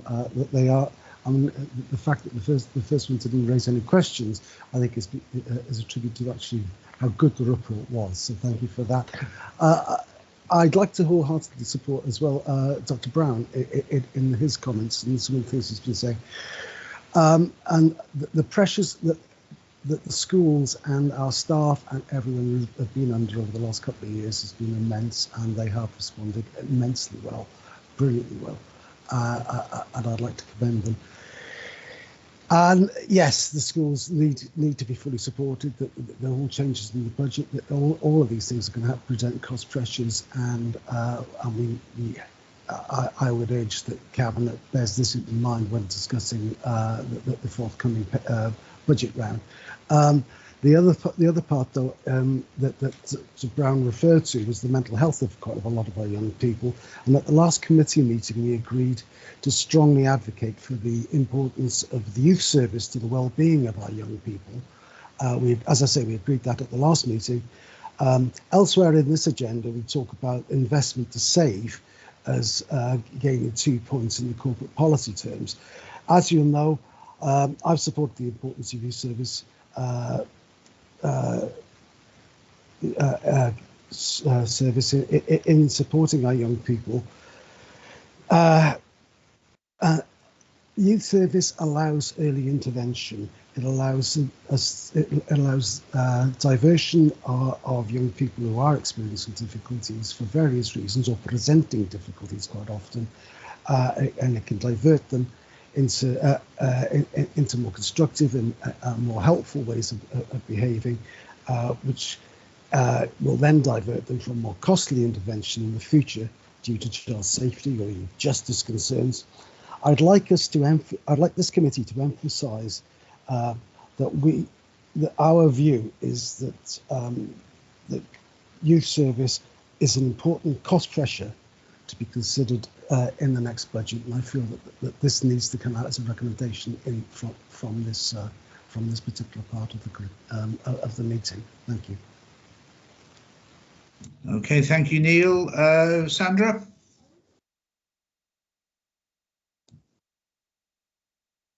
Thank you, Chair.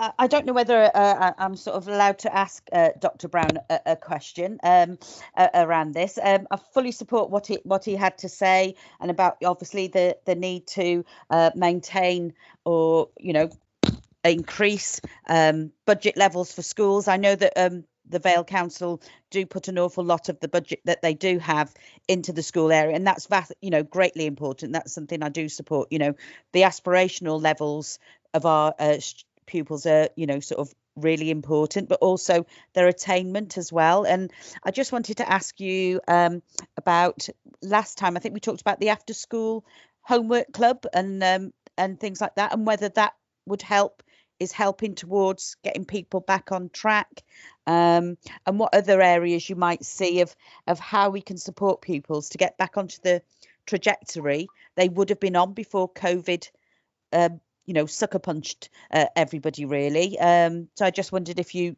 could give us any ideas about that, please. Okay, thank you for that, Sandra. Can I just say I assume nobody has any objection to Dr. Brown sort of giving a brief response to that? No? Okay. Yeah, I mean, I can speak on behalf of Whitmore and Pencoitra in that, and I'm sure it's reflected in other areas. Certainly, I know it's reflected with primary colleagues. We have a vastly increased out-of-hours provision across Whitmore and Pencoitra at the moment. Yeah, the socially deprived, all students are being provided with food, and we've had some support with finances for that at Pencoitra. Pencoitra, along with Caddiston, as you'll have seen today, is taking part in the Welsh Government pilot, looking at potentially the impacts of extending the school day. And I think what I would say, not talking about if we talk it as Vale wide, I think this is a reflection of the idea that the Vale schools want to work with those pupils to put things right. They are putting themselves at the forefront of initiatives, and it's not just Pencoitra and Caddiston, it's a number of schools. They are volunteering and putting themselves at the forefront of initiatives in any way that they can to try to mitigate the effects of the pandemic. And what I would say, and I talk about the pride of it, people are talking about what's the impact of this on people's conditions of service, what's the impact of this on people. Staff in the schools aren't talking about that to me. Staff in the schools are talking about what can we do and how can we best help the young people. So there's lots of provision running. I can talk about it in Barry feeder primary schools. I can talk about it in Whitmore, and I can talk about it in Pencoitra. The level of out-of-hours provision has increased. I mean, students are starting to learn at in Whitmore at 7:15, 7:45 in the morning. They've got additional lessons. That sort of stuff is going on after school. There's similar programs are being run and launched in Pencoitra, and I know that they're being run in the primary school. So there's lots and lots of additional stuff being put on. And yes, I think it's one aspect. The other thing that we are doing that I will say that we've invested heavily in is diagnostic testing. What we're not trying to do is to put right what we think is probably the issues. What we've spent actually quite a lot of money on to get the best diagnostic testing is sets of tests that we think we can, so that we can actually identify what are the issues of the young people, either as a cohort or as individuals, that we have to do. And then we are developing a number of interventions to work with those young people. But it's complicated, and we are seeing delayed reactions. We're seeing pupils who are nervous to come to school. We're certainly seeing pupils who have fallen back in different areas, and the amount of which they have fallen back can sometimes very much depend on the family experiences and that they've got at home, and that's that's really important. And I will pick up on something else. Some of the work is difficult because I have a concern. I'll share it here. It's probably not appropriate, but it might be worth you knowing. My concern is we are being unfair on the young people in terms of the way we're moving the particular cohorts in exam years towards examinations, because people talk about business as usual, and the staff are teaching us business as usual. People are in, but the difficulty of covering absent staff, the number of pupils who've been off sort of with COVID, staff are getting COVID. I've just returned today after my second bout of COVID to school, but they are missing specialist teaching, both because students have been off and staff have been off, and it's hard to cover them. So giving the student the diet that we want, this is not moaning. I'm not saying it's difficult. I can see Maureen and Paula there. I've said to both of them, I've never got more professional satisfaction, and I shouldn't say this, than in the last 2 years, because it really felt we were doing something important. I'm not moaning. I have been hugely motivated to give the best thing to the young people, and I feel very fortunate to have been part of it. But it is difficult, and the reason I'm concerned that it is difficult is because those difficulties are potentially impacting on the outcomes for young people. That's what I find the most difficult, and I think, you know, I would share that with you, because I have concerns that certain aspects are not going to be fair for the young people because they've just had such different experiences. I completely agree with you with that, and that is one of my concerns as well, is that, you know, the pupils are going to find it really difficult to get to the exams and pass at the level that they would have passed at, and it's going to be a legacy that follows them through their lives, you know, and that's the area that concerns me the most, really, you know, with all the other effects that have happened to them as well. Sorry, Chair, for coming back, but you know, everything else that's happened to them over the last 2 years with COVID, like you said, you know, you're having to investigate that, and then to put exams and things like that on top of that to try and get them through what they need to do to, you know, sort of attain other things in later life as well. It's a hell of a lot of pressure on them. So thank you for that. Thank you, Chair, for letting me ask that question as well. Okay, thank you very much. I've got two other speakers indicated at the moment. I've got Morwen and then the Cabinet Member. So if you take them in that order. Thanks, Chair. Two points, if I can come in on. One from Councillor Thomas regarding the youth service. Really appreciate his support that he's offering for them, and you know, that really is valued. They do actually work very closely with our secondary schools and have heavy presence, I think is probably a phrase that we could say, in both Pencoedra and Whitmore, Pencoedra particularly, and using that early identification to work with our young people and working in collaboration with the school. And picking up on Dr. Brown's point about the Reform of the School Day project, a pilot that's been in the press today, we feel really proud in the Vale, because when we had that emails through asking local authorities for expressions of interest, Paula and I talked it through, and there had already been feedback from the unions relating to what Vince has said there about, you know, put extra pressure on staff and so on. We knew that our schools would be up for it. And, you know, you'll have seen, or you may not have seen as yet, the article on BBC Online and in lots of media today. There are 14 schools across Wales who have been selected for this. We put in a bid as a local authority for the cluster of Pencoedra. So of those 14 schools, 5 of them are in the Vale of Glamorgan. And there was no question, the phone call that I had with them all, straight away, it was like, yes, please, we want to be part of this. So, you know, absolutely, as Vince is saying, that's what staff want to do, because they are there for the right reasons, which is about the children. And this is going to certainly extend not just learning opportunities, but also the socialisation as well, and those additional opportunities for various activities that they will have. And, you know, we're really, really pleased that as a local authority, we are so involved in such an important project. Okay, thank you very much. And then the only other, as I said, the only other speaker I've got indicating is the Cabinet Member. So Liz, if you want to come in. Yeah, I'm probably going to start off being Mrs. Miserable this evening, because I think the realisation that at the moment, I mean, education is 114 million of our overall budget. And of that, 98 million goes to our schools. The vast majority of it is just immediately delegated to the schools to manage their own budgets. So that's nearly 40% of the council's budget that goes to schools. And I do not have any problem with that at all, but it makes them vulnerable.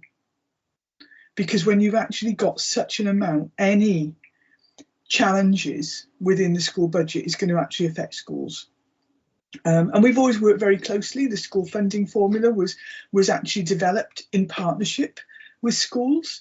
I always attend the budget forum, and the leader joins whenever he can. We recently both attended.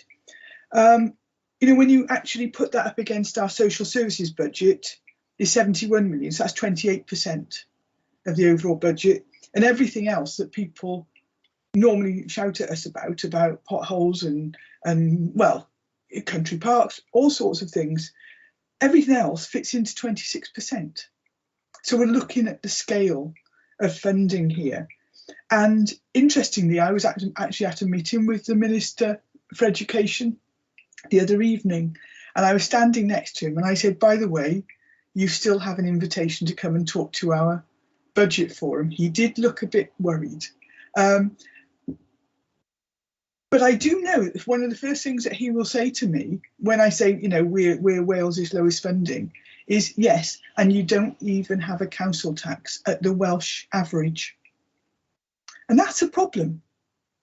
That's a problem if we are below average, the Welsh, you know, below the Welsh average in terms of our council tax. That will always come back at us. And that is a big challenge for us in terms of going forward. You know, we've been tackling austerity since 2010 now, and that doesn't come on its own.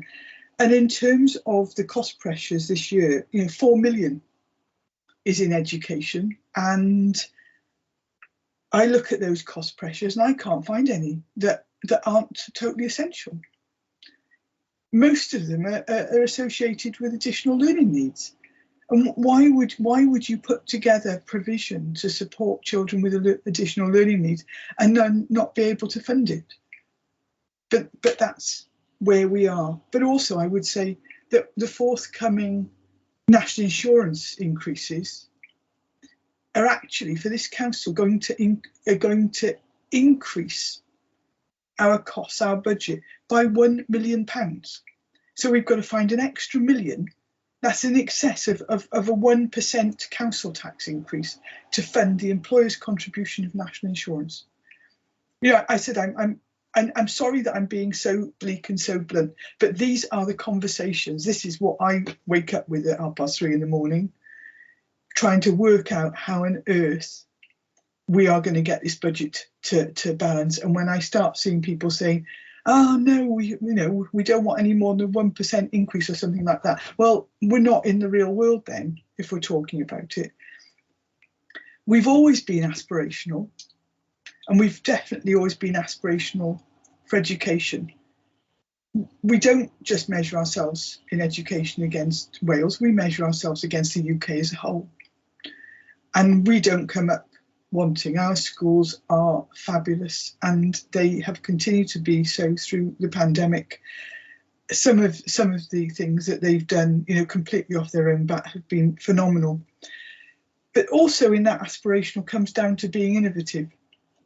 And we heard about the pilot for extending the school day, and it's no surprise that our schools said, yeah, you know, we'll go for that, we'll have a go at that, because it was doing something for their children and supporting their children.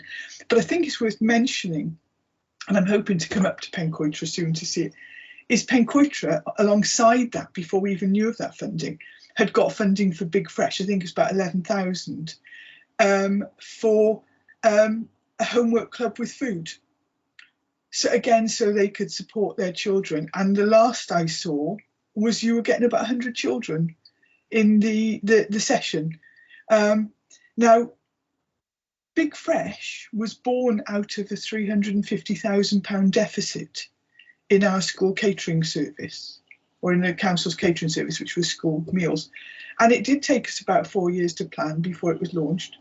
But in its first year of operation, Big Fresh turned a £350,000 deficit into a £500,000 surplus. And that is why we can invest in those sorts of projects in our schools. And that is why we are innovative, that is why we are aspirational, and that is why we want to do far more initiatives like that in a council moving forward. So it's not all doom and gloom. We are ambitious, we are aspirational, we are innovative. But there are going to be some very difficult discussions in the weeks and months ahead as we go through this. And this is why, you know, this budget discussion is being sent back and forth to scrutiny as we move through it. And I'm just waiting for the Welsh Government letter to come through on the 20th of December to see where on earth we are. So thank you, Chair. Sorry for taking so much time on that. Okay, thank you very much for that. Any other member? Now, I think effectively we've only had one suggestion put forward, and that was from Neil regarding the youth service. Are members happy that we put that forward? So silence, silence, or Yes. obviously not. Yes. So, Gemma's got her hand up. I'm just looking at the recommendations. It would be to refer those comments to the lead scrutiny committee, which exactly, is performance yes. and resources. So, yes. Gemma, I've got Gemma and then Paula. Oh, Gemma. Hi, Chair. Thank you. I just wanted to clarify that what the recommendation was in respect of youth service, because there currently isn't a cost pressure relating to youth service. So I just need a bit of clarification around whether the recommendation was additional funding to be put towards the youth service, or whether it was something else. Can I come in, Chair, please? Chair, could I come in on the same issue? Yeah. By all means. And then we'll let Neil come back and put his answers to that. Just to say that there isn't a cost pressure in relation to the youth service. I think when we reported on the youth service, was it to the last scrutiny committee, we did point out potential issues in the future with the falling away of European funding, but that isn't an issue that's with us at the moment. We were just flagging that up for future years. So we haven't actually included pressure in the list of pressures that's before you. So that would be something that's additional. I just wanted to clarify that. Yeah. Okay, can Neil. I come back? Yeah. Yep, but basically, I think that certainly at the last meeting, we as I said earlier, we supported the idea that the youth service is crucial to the well-being of our young people, and that we strongly advocate on behalf of the youth service from the scrutiny committee. I did note that there was no mention of youth service and the cost pressures, and that in a way worried me, because I think that the tenor of the discussion that we've had within this committee is that we look to protect and enhance the youth service if at all possible, and we would personally, I would be very resistant to it being squeezed in the coming budget if that is part of the thinking. And I would like my intention for what I said would be to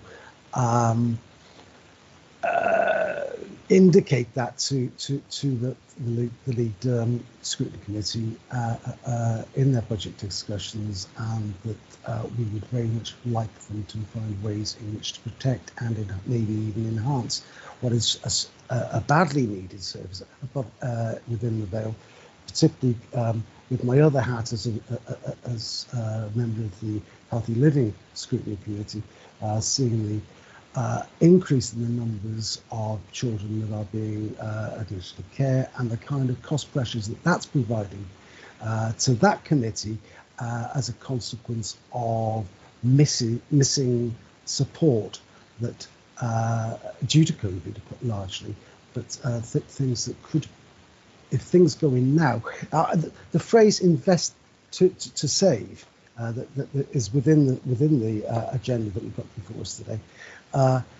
It applies strongly to youth service, where if you invest now in youth service, you're not paying for more expensive stuff further down the line. And really, that message is one that I'd like to go from this committee to the lead committee. Thank you.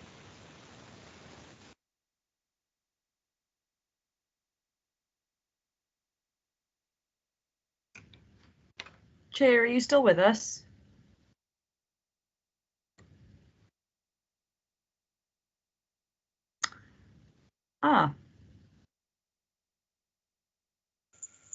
Okay, I'm happy to take over 5 minutes while Gordon gets back on.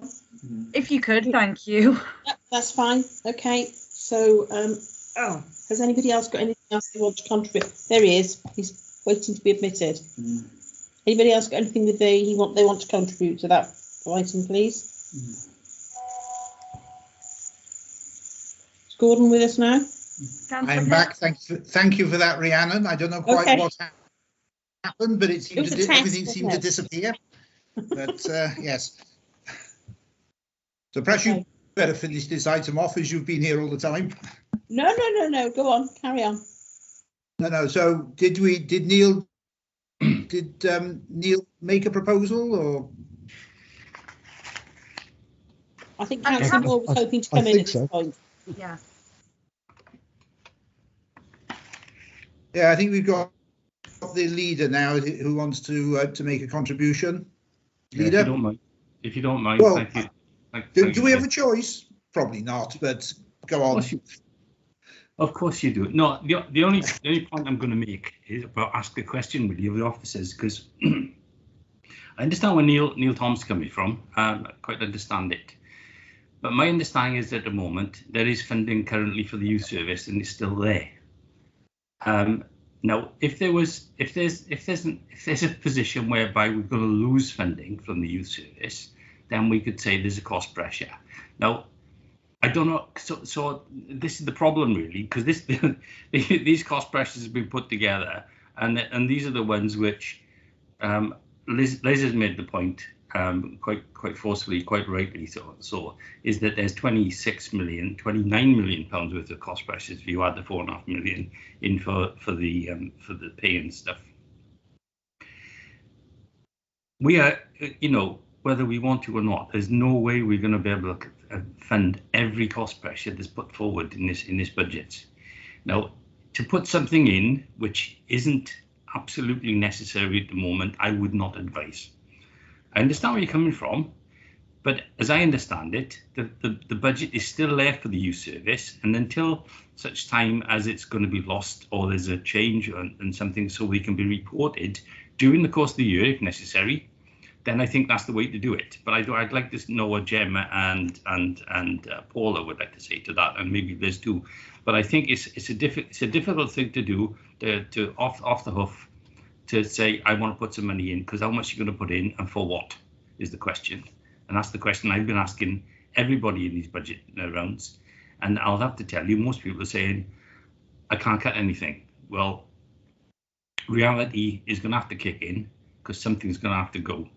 So there's no point putting something in there which isn't necessary. Sorry, I'm sorry to say that, but I think I have to. Sorry. Thanks.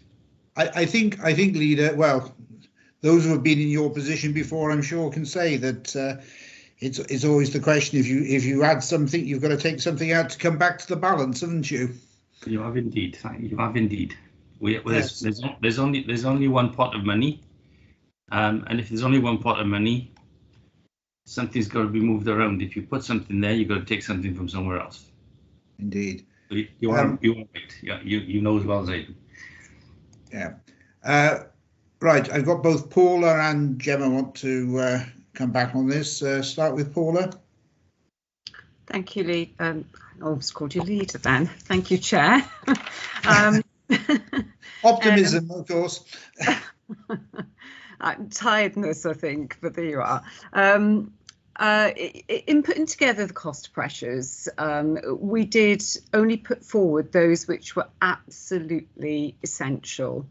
And you've seen the list of cost pressures, and they are substantial.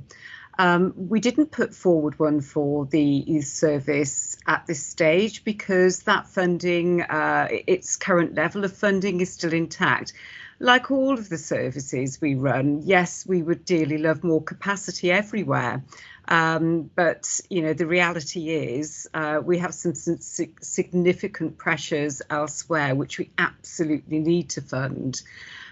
We do know that there's the pressure in the future with European funding, and the successor funding is still, I suppose, up in the air. We don't know what we'll get.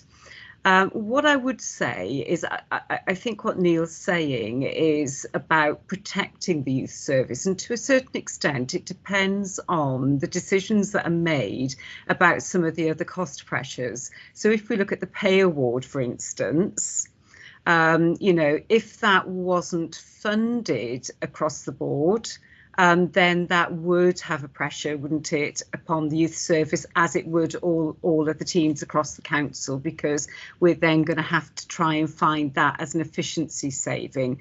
So I think it's more about the way that what Councillor Thomas was saying is expressed, and it's more about protecting funding levels for the youth service rather than asking at this stage for additional funding.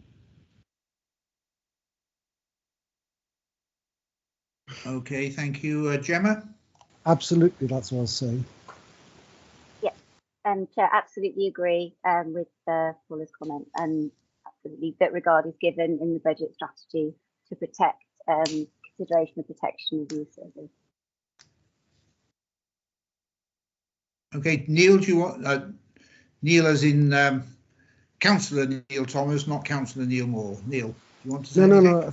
No. I mean, what Paul described as what I was saying is far more clear than I was saying it, and it basically is what the position I was in, that the current position needs protecting and ensuring it is a vital service to our community, and basically I wanted to flag that up for people's consideration, and I would resist using youth service as a means of cutting things. But that wasn't, I don't think, what was being said elsewhere. Okay, Chair, could I just make one comment, just to ease people's minds, particularly Councillor Thomas's, is that in fact, this was one of the first cost pressure meetings that we had, and I've got it in front of me because of the notes I've got, and one of the things in there is youth service grants ? So it was something we raised immediately and thought, right, where are we with it with the youth service? Are with the grants still there? Yes, they are. There's still a question mark over it, but hopefully it'll continue for next year and maybe the year after, and maybe even not longer than that. Who knows? But at the moment, it's still there, and that's why it's not cost pressure. So, but it isn't something that was lost on us, because I got the note in front of me, so I just remembered. Thank you. Okay, thank you, Leader.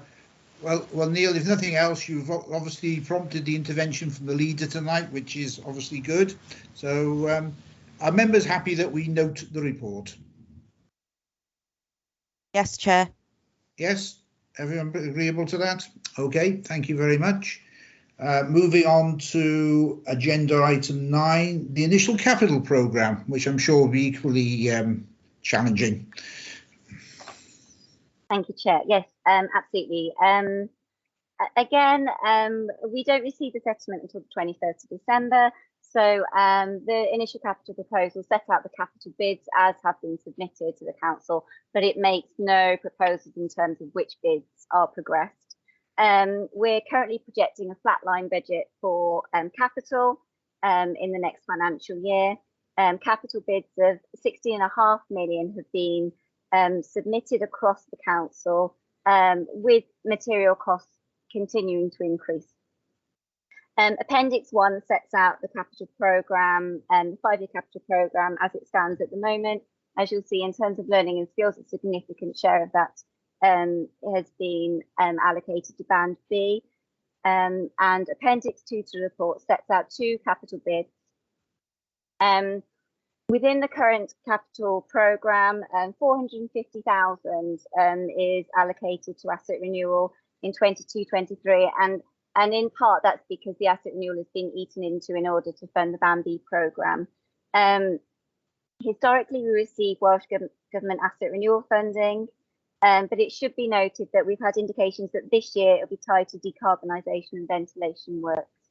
The second capital bid would be around a project to make Llanfair School zero carbon, and this would be potentially quite an important scheme as part of moving towards our responsibilities under Project Zero.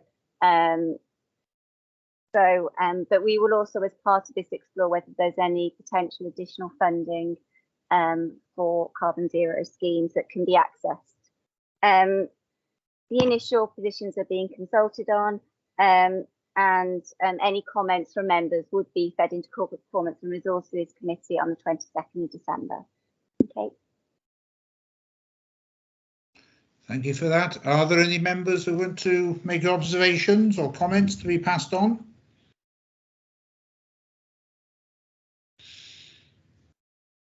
No. Okay. Cabinet member wants to come in. I was only going to comment, and unfortunately he's gone, that there's a special Christmas present for Dr. Brown, because the handover of Pencoitra is on target for the 23rd of December.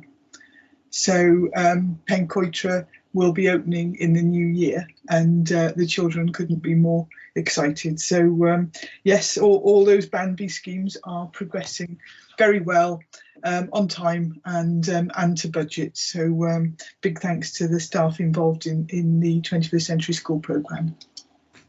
I'm sure we're not going to splash out on a big ribbon on top of the school or something like that, are we? I hope not, anyway. You don't need it. The children are excited enough. I'm sure they are. I'm sure they are. Okay, then. So if we just note the capital, the initial capital programme, of course, there's always the problem with these is that we sort of don't work very, it never works very well in sync with what comes from the Welsh Government.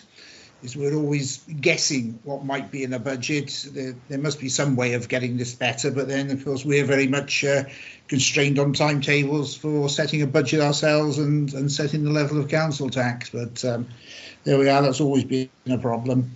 Right, agenda item 10 then, the annual delivery plan monitoring report for Q2. Yes. Thank you, Chair. That's better. You have in front of you quite a lengthy report. In the middle of that report, there's a presentation. I haven't got a PowerPoint, but I will just try and share that part of the report with you. Just bear with me.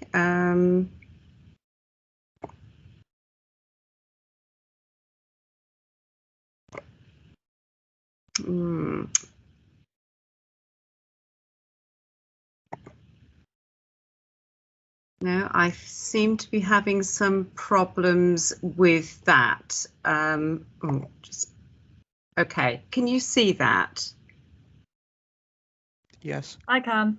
Right. Yeah, we can all see it. I think we can always refer to it anyway from the... Yes, it's actually in the middle of your papers. Yeah. Okay. So, so this is the annual delivery plan monitoring for the first 2 quarters of the financial year. That's April through to the end of September. And the RAG rating for the actions it is green. And you'll notice there that some of the PIs against the objectives have an amber RAG rating. In terms of the slippage, there's not much slippage overall so far. So we have, I'll just sort of skip through to this slide. We have a slippage on one of the actions.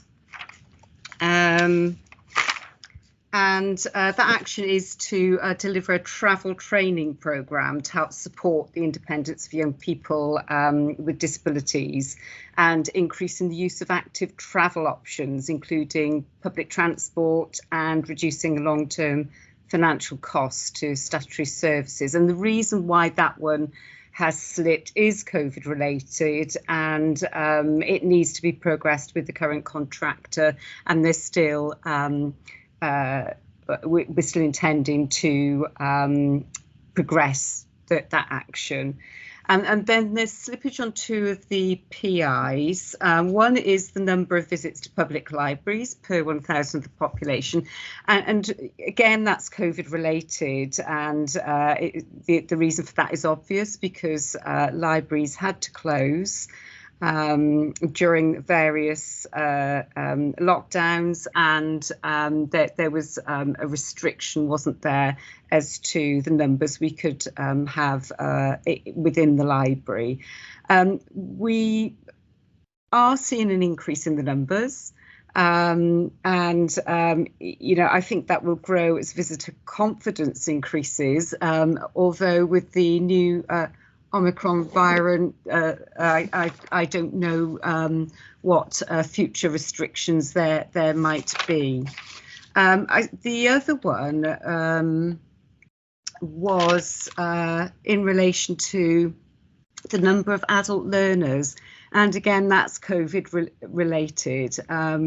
We are trying to engage learners by running taster events and various engagement activities. But as you can imagine, the number is down on previous years. I'll just go back to the previous page. This lists our achievements for the first 2 quarters. I'm not going to run through all of those. I'll just pick out a few.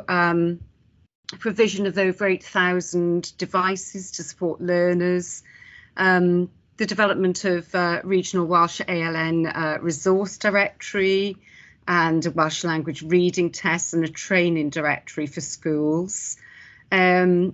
The specialist resource base at Whitmore opened in September to pupils, and that's been very well received. And we've had some great feedback from parents and pupils. Progress to open childcare units at Llanfair, Gladstone and Ysgol Dewi Sant has been very good. And those units, certainly I've seen the one in Ysgol Dewi Sant, there's fantastic work that's been carried out there to tie that in with the school and at Llanfair. A little bit of a delay at Gladstone, but that is progressing. The delivery of the Summer of Fun, that was very successful. And we have been notified of further funding for the winter. It's not called the Winter of Fun. I can't remember what they're calling it, but that's very welcomed. And we will put on a similar, if not improved, programme over the winter. And reopening of arts venues and public arts exhibitions and library services, which I've already touched upon.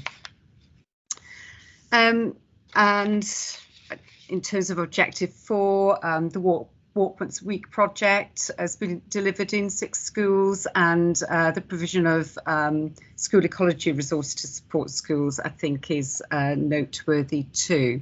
As always, there are areas where we need to improve, and really, I suppose, I wouldn't say need to improve, they just need further work, they're work in progress. But just to flag up some of those, again, I won't go through all of them for members, they are there for you to read in full. I suppose what I would pick out is, you know, I mentioned the deployment of devices to schools. That's a continual challenge, making sure that we continue to support digitally excluded learners, because some of those devices will have come back into schools in the meantime when children came back to school. So, as I said, that is a constant challenge, and you will have heard from a couple of heads this evening talking about the numbers of pupils who are actually out of school. So we need to make sure that they are supported to learn from home too. Meeting the increased demand for specialist placements and services is something we've talked about many times in this committee. And linked to that, we need to ensure that there is provision to meet the bespoke needs of increasing numbers of children and young people who are presenting with acute anxiety and other social, emotional and mental health needs. Under objective 3, we need to carry on promoting active travel options to improve children and young people's well-being and to promote independence. That sounds easy, but that is something with today's culture and heavy car use, which is going to be challenging. And we need to increase diversity and opportunities for community participation in leisure, in the arts and cultural learning online too. And then again, under objective 4, we make reference here to active travel plans again and improving air quality around schools, and our work on the decarbonisation of schools, which has been raised already this evening. So that's a brief canter through the achievements and areas for to progress further. We then have the coronavirus recovery update. Now, this has been updated, and I won't go through it all. It is there, and members have had the paper to read. What I would say is we were asked to shorten this, or to shorten the Q1 update that you had.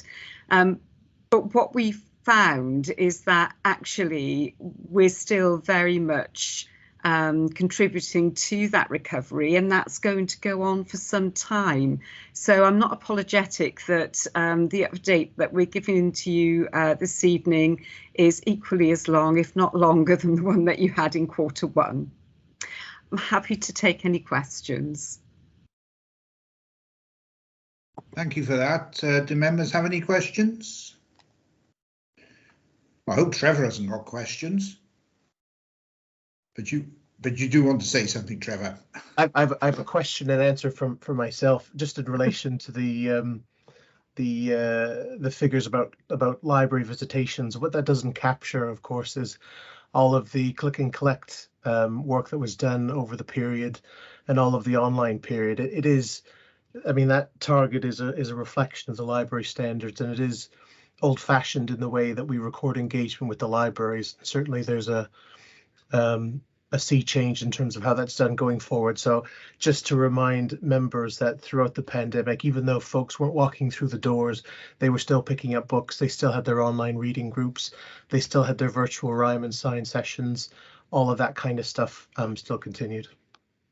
Okay, thank you, Trevor. When you say library visitations, it sounds like something out of the original Ghostbusters, but I'm sure you didn't intend it quite that way. I am a big Ghostbusters fan. Maybe I did. Right. Okay. Well, if no one else wants to contribute, can I move the 3 recommendations? Well, I have moved the 3 recommendations. Somebody to second that? I'll second, Chair. Happy to second that. Yeah. Right. We got lots of seconders there. Okay. Well, that's I'm sure all agreed. Okay. I have no other items under either the other agenda items tonight. So can I thank everyone for their attendance, and particularly the contributions we had from the heads and others from outside the organisation. I think particularly Dr. Brown, and obviously the leader, of course. So thank you to all those, and hope to see you all again in the new year, and wish you all the usual season's compliments. Au revoir. Okay, thank you. Bye. Yeah. Bye. Thank you, Chair.